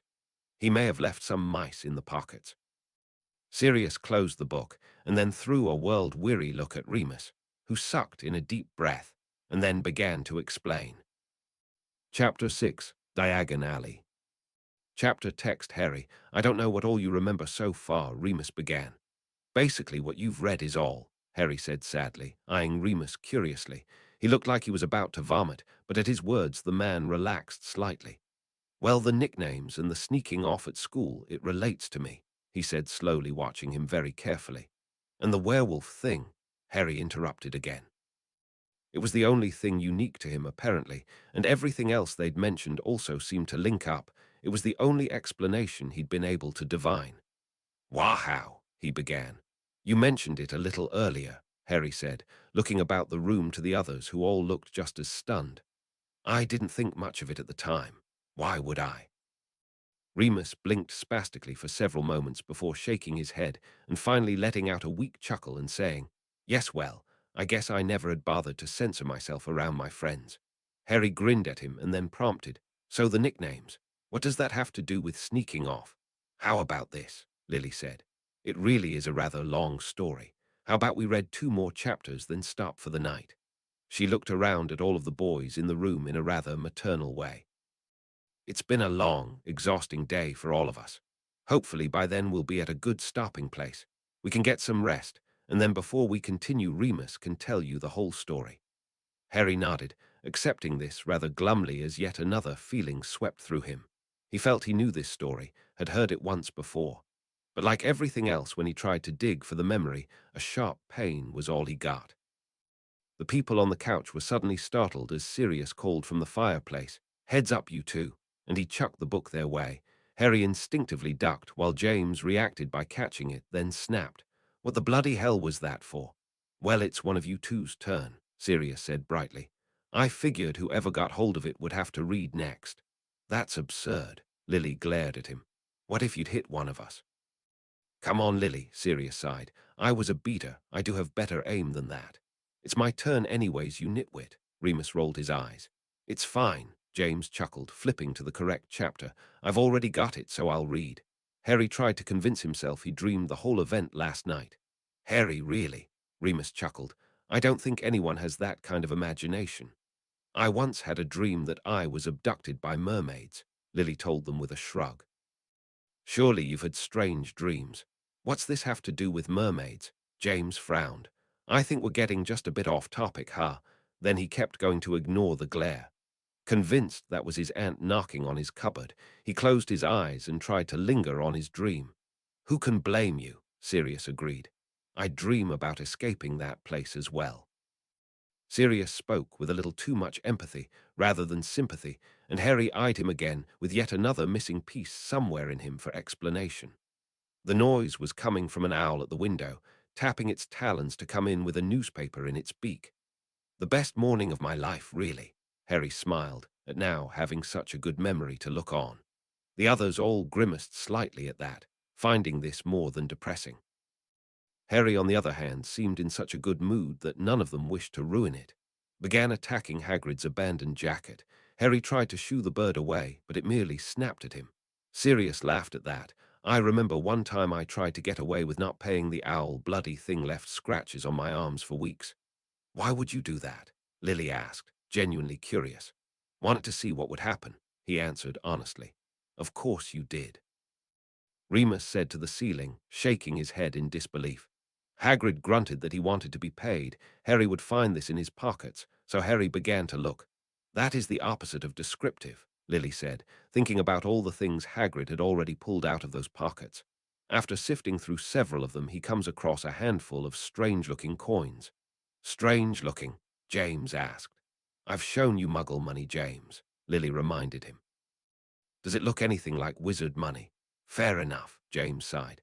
Harry was confused and asked what nuts were. All four again flinched, hating Harry's ignorance and seeing it almost as a sign of their failure. They knew the longer this went on, the worse this feeling would get. The owl flew away as Hagrid stretches and sits up from the couch. Sirius snorted. If he was just going to get up, why did he make Harry do that? To teach him, I suppose, Remus supplied. Right, James drew out the word in disbelief. Harry was looking at the coins and had just thought of something that would put a real damper on their day. Right, James said, nodding sadly. He won't know about the vault then. Vault? Harry asked curiously. Both Lily and Remus opened their mouths, but Sirius buted in first. I am positive Hagrid is about to explain. James read ahead a bit and then agreed, so read out loud. Hagrid told him his parents left money for him. Harry asked about their house being destroyed. Why would you think that? Remus asked. Even muggles don't keep money in their house. Harry thought back and answered, well, Hagrid had that money on him. I suppose I was thinking more about how wizards had a way to keep bunches of money on them, his mind clearly now on something akin to leprechauns. Sirius chuckled and said, ah, ignorance really is bliss, eh? Frowning severely at him, Lily looked about to tell Sirius off for this, but James was already reading again. He had to visit Gringotts today anyway as a favor to Dumbledore, because Dumbledore knows he can trust him. Knows you can protect things, Sirius disagreed. Come now, Sirius, Remus frowned at him. Hagrid has proved to be very trustworthy. Oh, I'm not disagreeing with that, Sirius quickly explained. I'm just saying Hagrid is the opposite of subtle. If Dumbledore needed something done, secretly important, I mean, so not the point right now, Lily interrupted the two. Harry did not see another boat, so he had to ask how Hagrid got there. Hagrid simply says flew.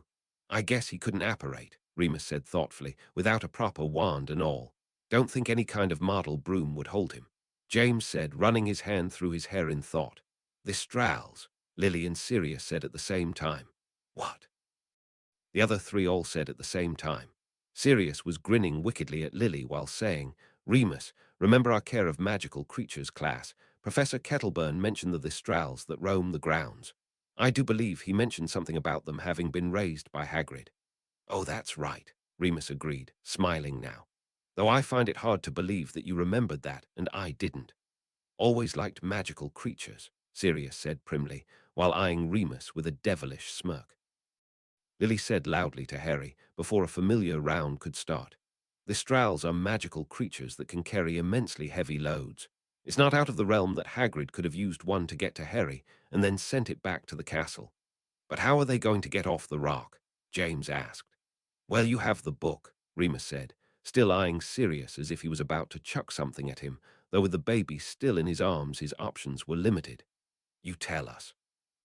They'll have to borrow the Dursleys' boat for now. He's not supposed to use magic anyway. Bummer, Sirius sighed. Harry was watching Hagrid while trying to imagine him flying. Lily chuckled and agreed, picturing Hagrid flapping his arms about. Yeah, I can't imagine that much either. Perhaps if he did a bit more magic, Harry wouldn't mention it. Now all five of them were chuckling, none of them blaming Hagrid one bit. One of the drawbacks to constantly having magic was a bit of an impatient side. Explained that there are all sorts of spells guarding it, and rumor has it that there were dragons in the lower levels. Lily blinked several times in shock. I've never heard that. It's true, Sirius and Harry said at once, and then gave each other startled looks. How would you know? James asked him curiously. My vault isn't that far down. Harry muttered, rubbing his temple again in frustration. It had only a brief moment of being sure that was right. Now it was gone as quick as it had come. I've no idea, he finally admitted in frustration.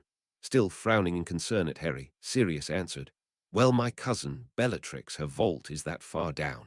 We don't get on much anymore, but when I was a lot younger I went with her and her family to Diagon Alley.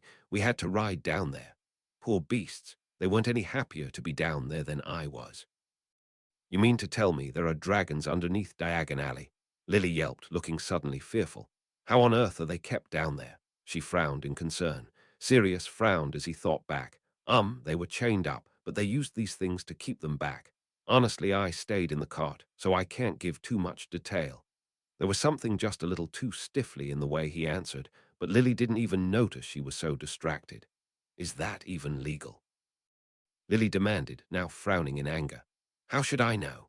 Sirius threw his hands up in surrender, while all eyes turned to Remus. Remus frowned while rubbing his jaw before answering thoughtfully. If the goblins purchased the dragon legally, then by their right they can technically do whatever they wish to it, so long as it's being fed properly. The ministry doesn't have much control or say what goblins do. They were all frowning by the end of this, while Lily huffed, "That still doesn't make it right." James reached over and placed a gentle hand on her shoulder before saying, "Well, you are in the magical law division. I have high expectations you'll have something to say about this then."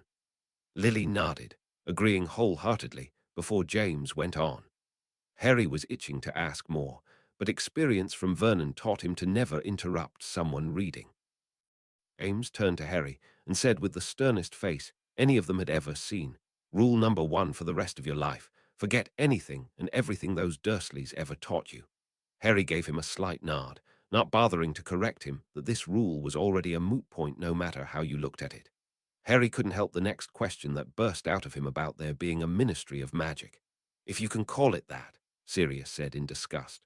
"You didn't ask about that now." Remus asked Harry.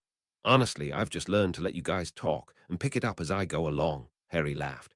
Lily shook her head and said, "Remember what your father just said. If you have a question, please speak up." Harry looked around at all of them before nodding sagely, promising to remember that. "Guess I shouldn't bother asking what the ministry is again, though," he asked as he looked at the book. Since Hagrid's most likely fixing to say, James nodded and decided to keep going. They wanted Dumbledore as minister, but he turned the job down, and it turned to a man named Cornelius Fudge. "Really?" all 4 adults said in genuine surprise. "Here I thought Crouch was a shoo-in," Sirius followed up. "Well, I'm happy anyways," Lily said brightly, "that he didn't. I find his methods almost medieval." "Oh, come now, Lily," James said, frowning at her. "He's strict, and he feels that's the only way to get through and show people there's still a ministry at all." Lily shrugged. She wasn't taking it back. Despite what Harry had just promised, he smothered the question of who Crouch was, as he had an inkling he should know that name himself, but he still didn't feel up to asking them for such details, more than anything because it just smarted his head hearing about this. If he asked for more, the pain would only grow, he was sure.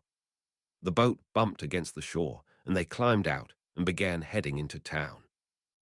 James suddenly let out a rather vindictive snort, causing Lily to look at him in concern and ask, "What on earth was that for?"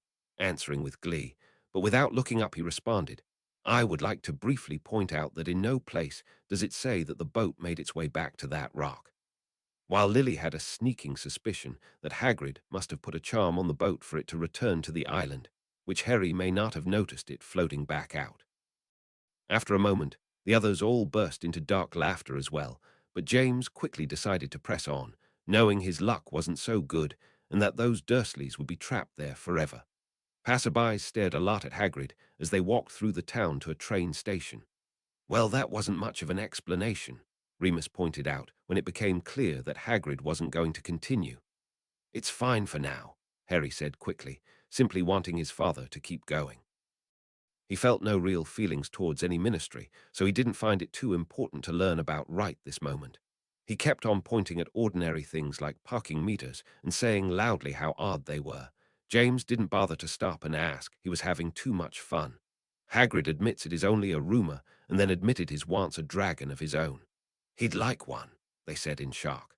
Hagrid said he's always wanted one since he was a kid. "Why?" Lily gaped. "They're completely unmanageable." Remus simply shrugged, finding it as odd as everyone else. People continued to stare at Hagrid as he pulled out knitting supplies. "Suppose that would be a sight," Lily said, smiling to herself at the image. Harry looks at the second page, which consists of all sorts of textbooks about potions and charms. "You can always tell a lot about the teachers you're going to have by the books," Sirius said sadly. "And judging by the few new ones, Harry should have a few interesting teachers," Remus agreed. "We know that there's going to be a new defense teacher," Lily agreed thoughtfully. "Do you think any of the other teachers would have changed?" "Won't know until he gets there then," James pointed out, ending with a reminder that you can only bring one of 3 pets, an owl, a cat, or a toad. "Remember Barney, he brought his newt all 7 years, and no one said a word," Sirius laughed. "You would think they would enforce that pet policy a bit more," Remus agreed. First years are not allowed their own broomsticks, which is a horrid rule, James grumbled. First years should be allowed to join the Quidditch team if they choose. They're supposed to be focusing on their schoolwork, Lily disagreed. You could apply that to all 7 years then, Sirius said, siding with James on that. What's Quidditch? Harry butted in before the argument continued further.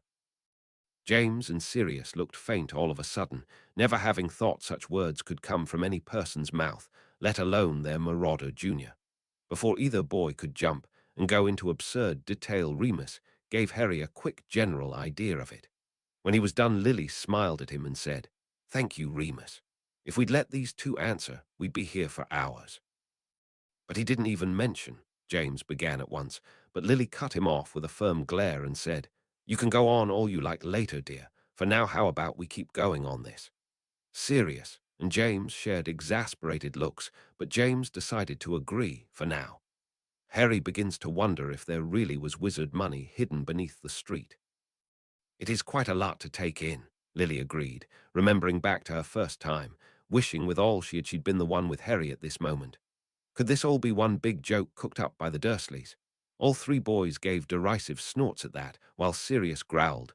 "Please, those three wouldn't know a joke if it bit them in the language," Lily reprimanded at once. "Oh, please, Lily," James sighed. "Sirius has been talking like that this whole time." Lily frowned severely at them both before reminding them, "There is still a child in the room, and I don't want him to be growing up around that kind of talk. Now, I can't stop you every time, but I will for the minor things." Huffing and grumbling, both boys agreed it wasn't worth the argument right now. Yet for some reason he couldn't explain to himself, Harry trusted Hagrid. "Maybe it's because Hagrid is a trustworthy person," Remus said, frowning, "and you're not used to being around that kind." Harry gave him a sad smile, not really wanting to agree but not disagreeing either, before pointing out, "I am now." Feeling a bit warmed, James continued, eyes skipping from one shop to the next without even glancing at it. "They can't," Lily explained for him. "It's magically protected that way. For a famous place, it was very dark and shabby." "That's part of its charm, though," Sirius laughed, having gotten drunk a fair few times in that place. The bartender had a walnut-shaped head. "I just love the way you describe people," James laughed, never having thought of Tom that way. "This draws the attention of every person in there." All four adults frowned at this, having recognized in the first chapter that this was the reason that Harry had been kept away from most magical folk, but still not liking this attitude much. Then suddenly they were all lined up in front of him, shaking his hand. "Geez, pushy much," Sirius said, frowning, suddenly wishing he was there to keep them all back. "They could show a bit more decorum," Lily agreed, hoping Hagrid would do something about this soon. Remus and James were frowning and shaking their heads, remembering all over again just what exactly Harry was now famous for, and not liking the reminder.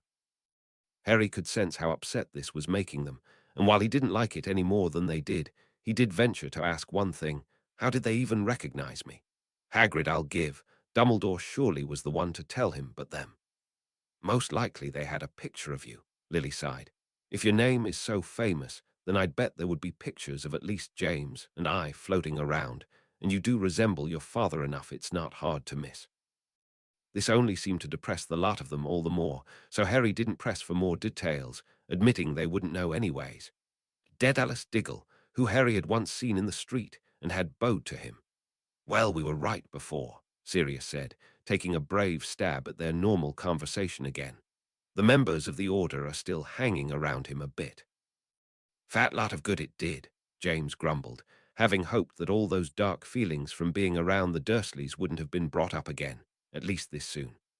"It does make me at least thankful that it was an Order member, and not someone else," Remus scowled, still thinking any of Voldemort's supporters were likely to want revenge on Harry, and his tucked-away life with the Muggles held the smallest glimmer of good. Harry looked at them all, baffled what an Order was, but held his tongue again. This day was overwhelming enough. One woman kept coming back to shake his hand again and again. "Really now," Lily huffed, "this is getting ridiculous." Hagrid introduces him as Professor Quirrell, a teacher at Hogwarts. "Oh," they all brightened at this change. "What do you suppose he teaches?" Lily asked eagerly. "Won't find out till I read now, will I?" James asked cheekily, while Lily reached around and smacked him lightly. Harry wasn't listening.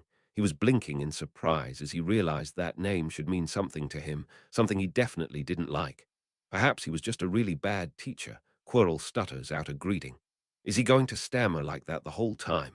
Sirius asked with a frown, because it will get quite annoying. You're quite annoying, and we put up with you, Lily reprimanded. Stutters out defense against the dark arts, then shudders at the idea of his own subject.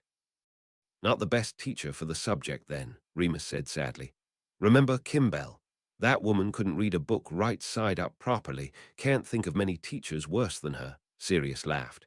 He had to go pick up a book on vampires, clearly going paler at the thought of that. Dumbledore must be really desperate by this point, James sighed. I don't get it. Harry finally asked. There was clearly something going on here. Oh, Remus said in surprise. Yes, well, there's a rumor that the defense against the dark arts teaching post is cursed. Slytherin supposedly cursed the position centuries ago, James added on. And as no teacher ever held the job for longer than a year, for various reasons, most of us are inclined to agree, Remus finished. Hagrid waved everyone away who was still trying to talk to Harry. About time, they all huffed. Hagrid says he went out on a sabbatical a year ago, got into some trouble with vampires and hags, and didn't come back the same. Remus nodded sadly. I suppose, if you don't know how to handle those instances, they could have an effect on you. But he's the Dada teacher, Sirius said in exasperation. He should be exactly the one to handle those things. The other three all agreed, and guessed that this wasn't going to be a very good start to Harry's magical education in that class. Harry's head was beginning to swim with too much information. You're feeling all right now, though? Lily asked quickly in concern. Harry, however, was leaning comfortably back against the couch and nodded quickly to her. I can't explain it, but this all seems perfectly normal to me now. New still, yes, but ordinary. And you'll tell us if you do feel overwhelmed, James reminded, feeling almost overly concerned. Harry promised that he would. Harry wished he had a dozen more eyes to look around with. I don't blame you, Lily laughed, remembering her first time in. I couldn't stay in one spot. Bet your first stop was the apothecary, Sirius teased. Lily's blush was enough of an answer for them. Harry longed to know what that was, more than anything so far as it clearly related directly to his parents, but all his senses pressing him not to ask questions early still stopped him, especially as he was clearly about to find out in this very place. Promised to himself he'd ask about this later, though if it didn't get explained. A woman complaining that the price of dragon liver had gone up to 16 sickles an ounce. James let out a throaty whistle. Boy, prices sure went up in the passing time. Unavoidable, that, Remus laughed, including one that had a broomstick in the window. The best shop in the alley, Sirius agreed. Going on about a new model that had come out called a Nimbus 2000. Nice, both boys chanted at once. Oh, I wish we could see it, Sirius added on. Probably not any time soon, Remus gently reminded. On the front doors was an engraved plaque that read, Lily actually said along with James. Insert Gringotts plaque. All the others looked at Lily in shock. James was finally able to ask, How on earth did you memorize that? I love poems of all kinds, Lily told him. I memorized that the first time I saw it. Nutter, honestly, Sirius laughed, but quickly stopped when Lily gave him a sharp glare. Requested to go to Harry's vault, and the goblin asks for Harry's key. At least the goblins are professional, Lily grumbled, still smarting slightly from the leaky cauldron. Hagrid had to dig through his many pockets before coming up with the tiny object. How though? James suddenly asked in surprise. If that's the key to my vault, how did Hagrid get it? Dumbledore most likely, Lily reminded him. He seemed to have taken responsibility over for Harry. She threw Sirius a pained look, who had paled a bit before continuing. He probably held on to it, and then gave it to Hagrid when he went to fetch Harry. James nodded absent-mindedly, thinking of the other possessions he had in his house, wondering what had become of certain items. He suddenly shook himself as he got off track, deciding he'd have to think about it later. It was from Dumbledore, and they needed to visit another vault as well. Could he be any more vague? Sirius frowned. Honestly, if he'd just come out and said what it was, Harry probably wouldn't even know, Remus agreed.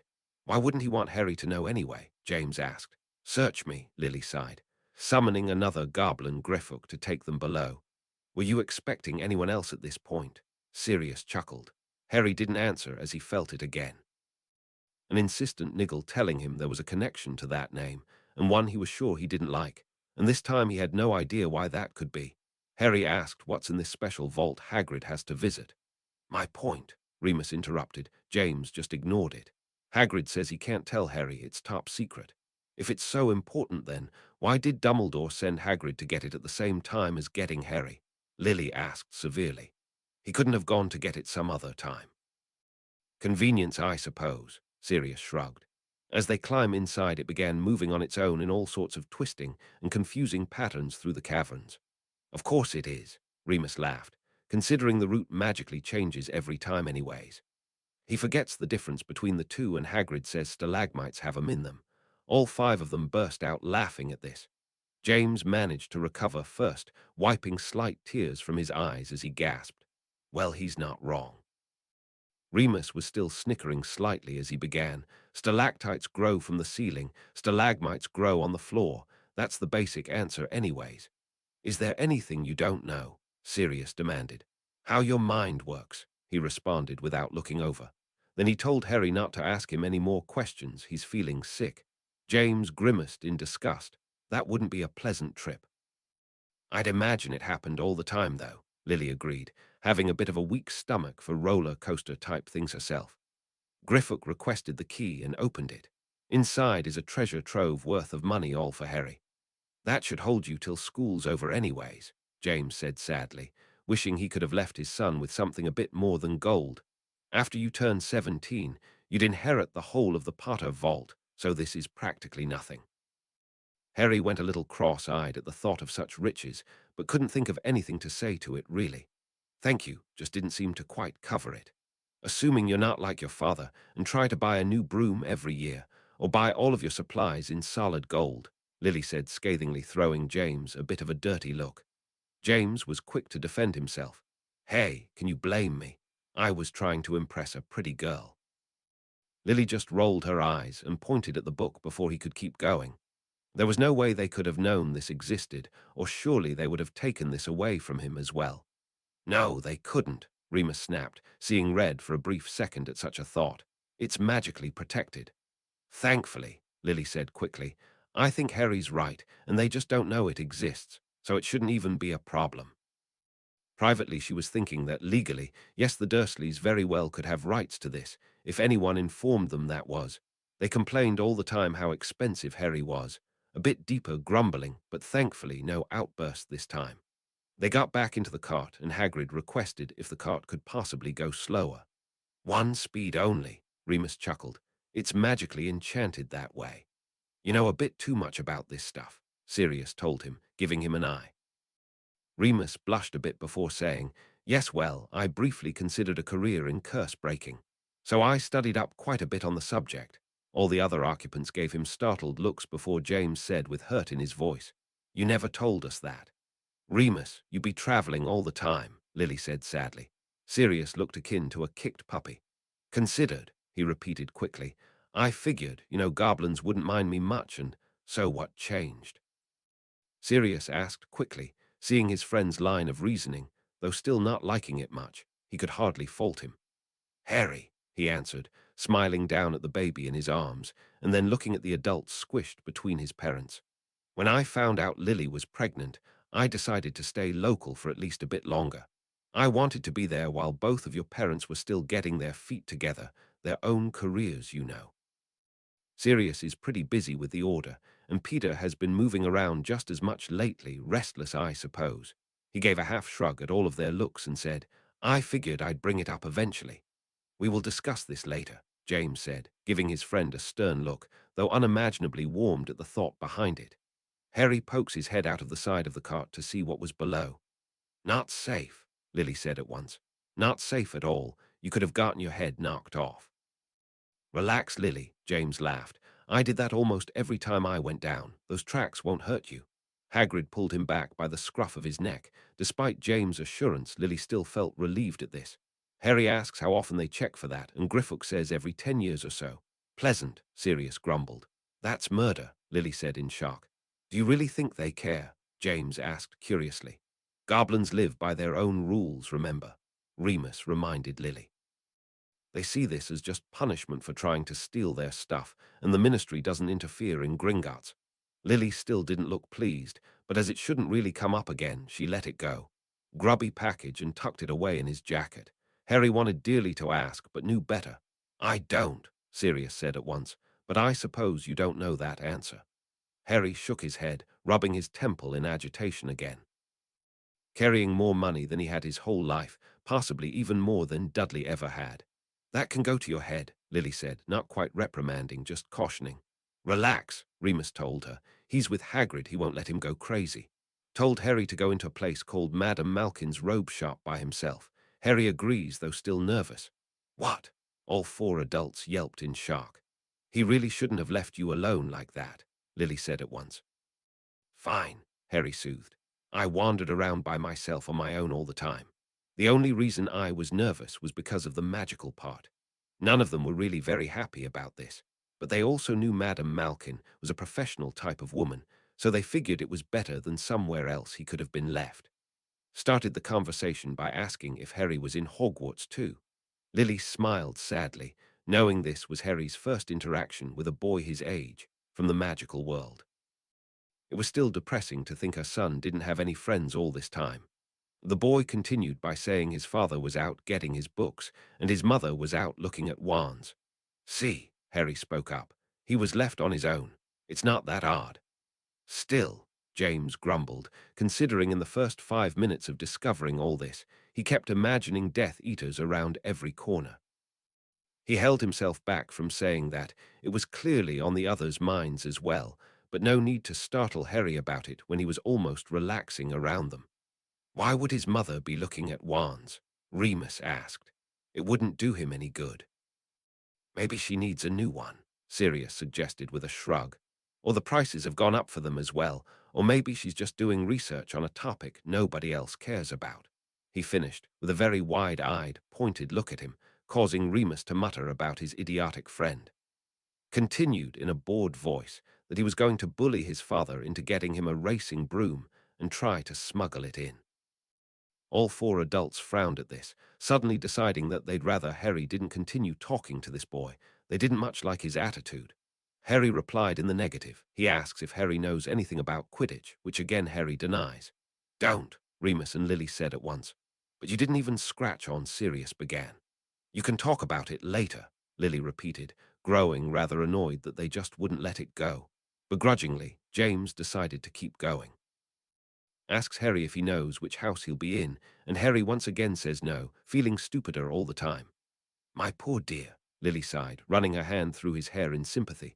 Don't smother him, Lily, James laughed. What are houses? Harry asked before Lily could respond hotly. Let me serious, or you'll go on about stereotypes all day, Remus said quickly, going on loudly before his friend could argue the point. The 4 Hogwarts houses, Gryffindor, Ravenclaw, Hufflepuff, and Slytherin. When you get to school, you'll be sorted into one of them depending. Depending on what? Harry inquired, when it seemed Remus wasn't going to keep going. It's up to the hat, Sirius said honestly. When Harry's blank look continued, James jumped in with, well, when you get to Hogwarts, then you'll fully understand. Besides, I want to see the look on your face when you, remember it for yourself. Harry sort of wanted to keep arguing, but then Remus said, it really is tradition that we don't tell you. It's a secret, so that no new students can be thinking of it ahead of time. Harry finally nodded his acceptance and let it go. He'd be so ashamed if he ended up somewhere else.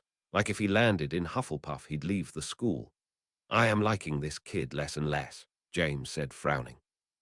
Sure, he was loyal to his own house, and would admit to being a bit biased towards Slytherin for personal reasons, but he knew deep down that he would love whatever house his son wound up in. Notices Hagrid outside of the shop holding 2 ice cream cones, which is why he hadn't come in. The boy exclaims who that is. Well, at least he went, and did something nice for Harry, Lily said, smiling. Assuming those aren't both for him, Sirius quipped. The boy scathingly replied how he's heard of him, he was some sort of servant. No, all 5 said at once severely. His opinion of the boy dropping every second. Thank Merlin, Sirius agreed. I'd hate for him to be Harry's first friend. Harry was beginning to feel his head start to pound again. The longer this conversation went on, the more he felt like he knew this boy. However, it was nothing good, so he said nothing and let the reading continue. Attempts to do magic and ends up setting his house on fire. Harry coldly retorts how he thinks he's brilliant. Thank you for defending him, Remus said, smiling. Seeing a bit of both his parents there, neither would have stood for someone insulting their friend. Asking why his own parents aren't with him, Harry truthfully answered that they're dead. James stuttered a bit at reading this. It didn't seem to be getting any easier the more he said it, but quickly pushed on. Boy says he's sorry, without sounding very sorry at all. Great, Sirius snarled. He escapes one Dudley only to find another the same day. I'm hoping they won't have much to do with each other, Lily said quickly. He goes on to ask if they were our kind. Harry answered back that they were a witch and wizard. That's not exactly what he meant, Lily said sadly. But Harry's answer is perfectly correct, James said hotly. The blonde boy says he doesn't think the school should let the other kind in. Well, that cinches it, Sirius sneered. He's a pureblood bigot. A what? Harry asked curiously, not understanding such a violent reaction. Sirius tried to explain as best he could. There are different types of wizards, if you will, though there's really no difference when you get down to it. By this boy's attitude, I'd wager anything he's a pureblood, which means both of his parents have wizard parents and they were both pureblood wizards, etc. Then there's Muggleborn, which is what he's referring to when he says the other sort, and that's a witch or wizard who comes from a Muggle family, with no witch or wizard blood immediately traceable. Like me, Lily put in quietly for Harry as Sirius finished. Then there's Half-Blood, which is a Muggle parent and a wizard. Which is what I am, Remus input. My mother was a Muggle. Sirius nodded before finishing. A lot of pure-blood wizards think they're better than the lot because of, well, their pure-blood statutes, which is bogus. And it's all right, Sirius, James cut in. When it became obvious his best friend was about to go into a full-blown tangent, casting Harry a sideways look, he summarized. And this boy seems like the first kind. Harry nodded in understanding and decided against asking what had upset Sirius so much, saving that for later. He also refrained from asking what that would technically make him. If his mother was a Muggle born, but his dad was obviously a pureblood, would that make him a half-blood or three-quarters, or... He let the matter go because he didn't care one way or the other. He just wanted to know more, which he now knew he'd learn as this continued. Weren't brought up in our ways. He thought they should keep the school only in the old wizarding families. That would make attendance at school like 20 tops, Lily balked, if they went by that. Then it's thankful they don't do that, James consoled. Then he asked for Harry's last name. Don't tell him, they all said at once. He'll just throw himself at you, pretending and junk, Sirius grumbled in disgust. Can't do anything about it now, though, Harry reminded them, smiling slightly. James quickly read on, wanting to know. Before Harry could answer, Madame Malkin declared Harry was done. Thank Merlin, James breathed. Why was Harry done before him? Lily asked curiously. The other boy was already getting his done when Harry walked in. Maybe he's getting something special done to them, Sirius offered. Began to walk away, only for the blonde boy to call out that he hoped to see him at school. Hopefully not, the others all muttered. Harry declined to mention that he had a bad feeling that, yes, in fact, he would. Harry remained quiet once he rejoined Hagrid, and when Hagrid asked why, Harry lied and told him it was nothing. All four frowned at this, wishing for what felt like the 100th time that Harry had someone to open up to. They were each tempted to ask now what was really on his mind, but held it in for the uneasy frown lingering on him. They'd really been asking a lot of him lately, and he was allowed to his own thoughts, even if they wished he didn't want to. Once they travelled through a few shops, Harry decided to ask him what Quidditch is. Don't even, Lily said. James gave her a pout before muttering, I wasn't going to. Points out that Lily was one of the best witches there was, and look what she had for a sister. I think that was a backwards compliment, Sirius snickered.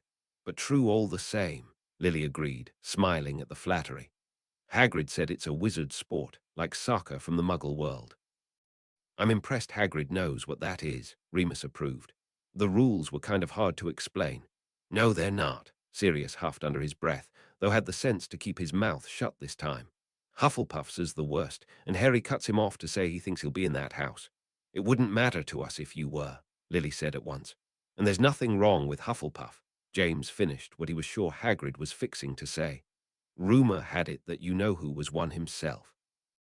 Really? Harry asked the room. They all exchanged looks before Lily answered sadly. That's a stereotype, dear. All the houses have one.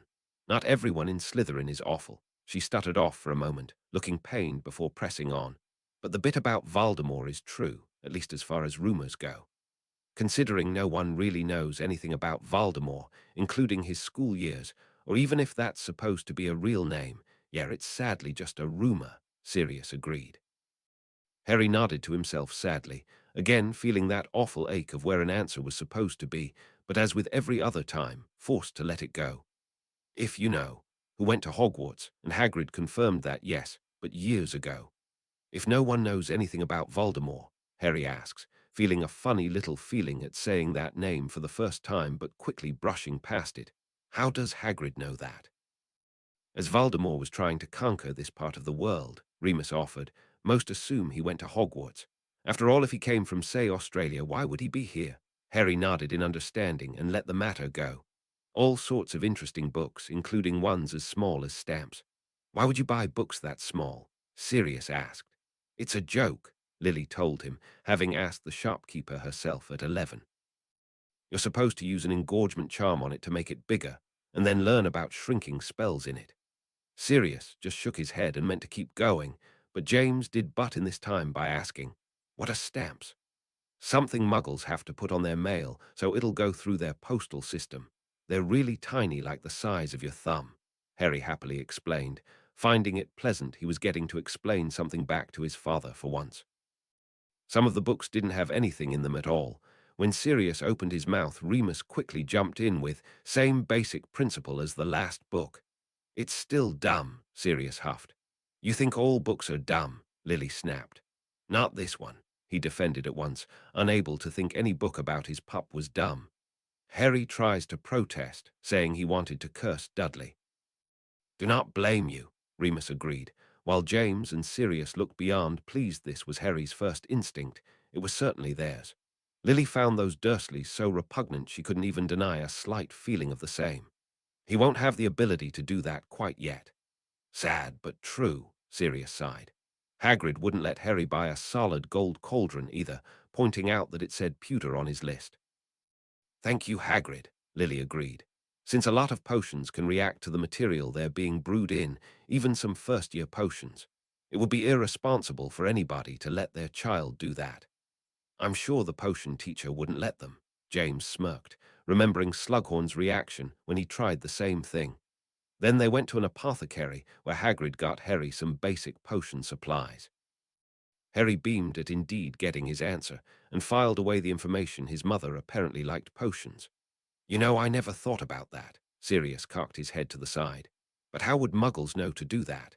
If Hagrid hadn't been there, I mean that's not on the school list. We're allowed to use the school's cupboards until we mail for our own, Lily grumbled, having mentioned this several times to many teachers, but nothing had ever been done about it. Hagrid declared he hadn't gotten Harry a birthday present yet. I can't thank Hagrid enough, James vowed. Harry goes red with embarrassment and began to mutter Hagrid didn't have to do that. That's the point of birthdays, Harry, Sirius said in an almost stern voice, angry enough that he had to actually explain this. You do deserve it. 10 times over, Remus muttered, giving the baby in his lap a little tickle to his tummy. Hagrid scoffs and says he'd buy Harry his pet and decides to get him an owl. Oh, Lily cooed, Hagrid is the sweetest. Her head currently tucked up under her wing as she slept.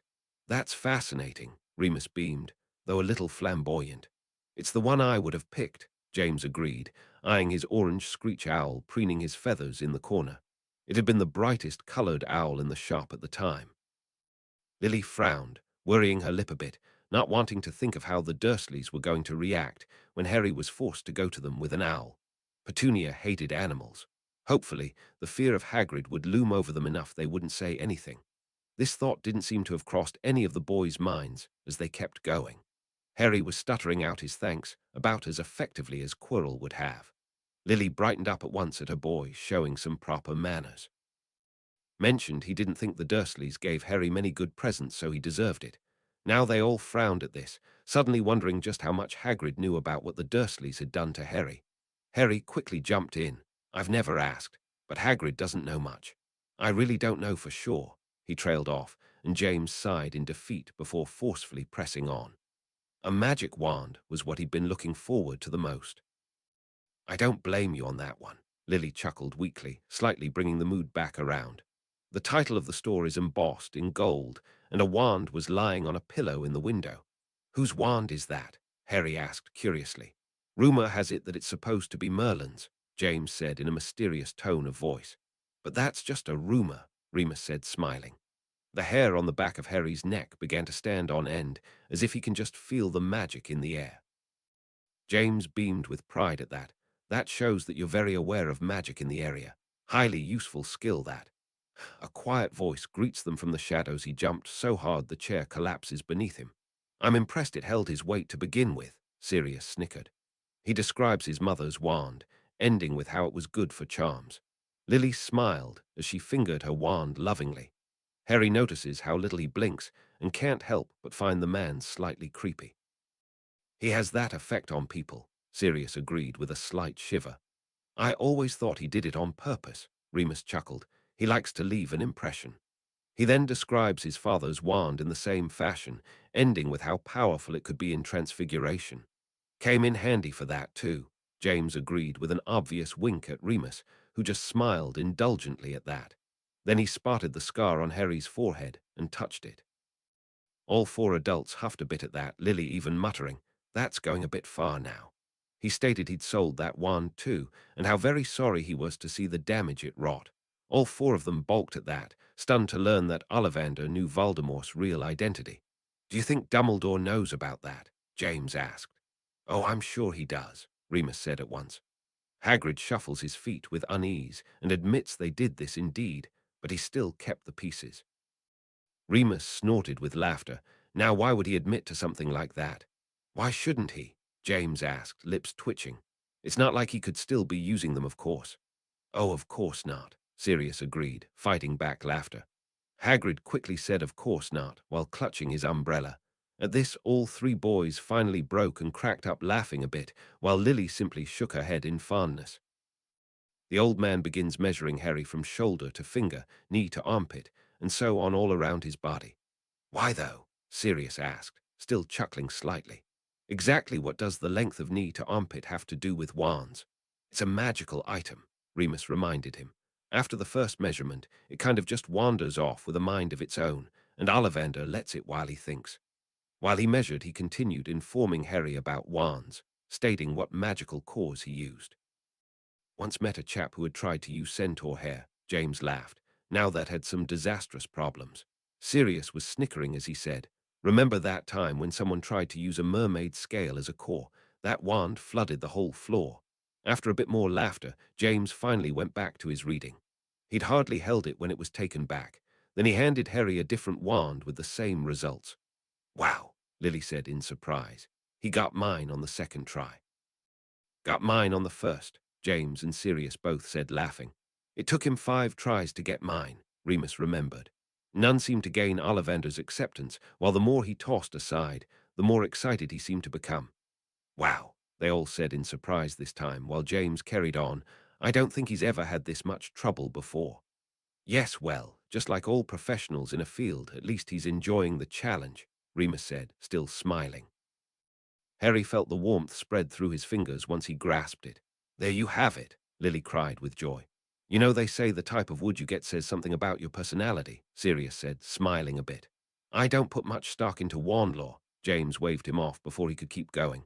Wrapping it up for Harry to take, he kept muttering over and over how curious this was. "Why's that so curious?" Remus asked, just as bewildered. "Why do you do that?" Sirius demanded. "None of us knows the answer. It's called a curious nature, Sirius," Remus replied back a bit snippy. The brother of which ended up in you-know-whose wand. Despite the shock they all felt at hearing this, they were far more concerned at Harry's reaction. As James read this out, Harry gasped in pain, suddenly clutching his skull as if it were about to burst in two. "Harry dear," Lily said at once, wrapping her arm around his shoulder.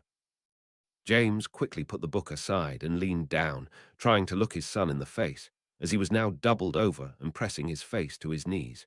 Sirius got wearily to his feet, heading towards the kitchen. He called, "I'm going to," but quickly cut himself off when Harry muttered something. "What's that, dear?" Lily asked in as calming a voice as she could manage. Finally looking up and blinking several times as if coming out of a trance, he gasped, "I knew that, but there's more. There's something really important about that." Ugh! He cut himself off and clutched his head again. Getting off the couch and leaning in front of him, James said in a stern voice, "Harry, stop trying to strain yourself. Memory charms are some of the trickiest there is, and your memories will only come back with time. Trying to force them back like this could cause you serious harm, so quit fighting it." Still panting slightly, Harry nodded and bit by bit relaxed until he could finally look up again and look around at all of them. Upon seeing the concern and fear etched into their pale faces, he muttered, "Sorry." After a short, stunned pause, Sirius burst into laughter, clutching his stomach, while looking pityingly at his pup. "Just what are you apologizing for? Giving us a heart attack? I'm sure there will be plenty more where that came from." Still looking slightly abashed, Harry nodded and leaned back against the couch again, rubbing his temple in agitation but not looking in quite as much pain now.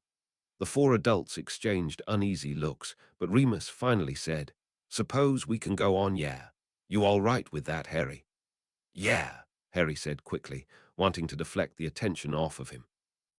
As James got up and began flipping pages to find his place, Sirius made his way causally over to the love seat, sprawling himself out on it, and being much more able to keep an eye out from this angle. He wasn't even tempted to mark James for his use of the word serious. This was more important. While they all deeply wanted to discuss what they'd just learned, Harry still looked so out of it they were far more concerned, keeping him away from this topic for a while. Done terrible things, but great powerful things all the same. He finished by saying he expects great things from Harry. "Great and terrible," Sirius grumbled. "Yeah, that about covers it." Harry's looking around in awe, thinking how strange it all looks now. "Byproduct of switching from Muggle to magical," Lily agreed. "The transition is a bit weird." Hagrid asked Harry if he was all right once again, stating how quiet he was. "Well, that was quite the bombshell," James deflected for his boy, still a bit in shock over both the news, which he hadn't even had a chance to fully think about, and his son's severe reaction to said news. Everyone seems to expect such great things from him, because of what Val then corrected himself, saying what you know who did to him. "How come you keep accidentally slipping on the Voldemort thing then?" Remus asked. "It's his natural genes," Sirius said proudly. "No one in this family is afraid to say his name." Harry chuckled slightly at this, but was honestly unable to answer. He'd always felt from the very beginning that it was silly to call him you-know-who, but for some reason couldn't put it into words then or now. Harry will do fine in school, exclaiming he still had a great time there. All of the adults smiled at this, trying to push away for good that feeling of loss they had at not being there for him, and instead being so happy that Hagrid had said the perfect thing to him.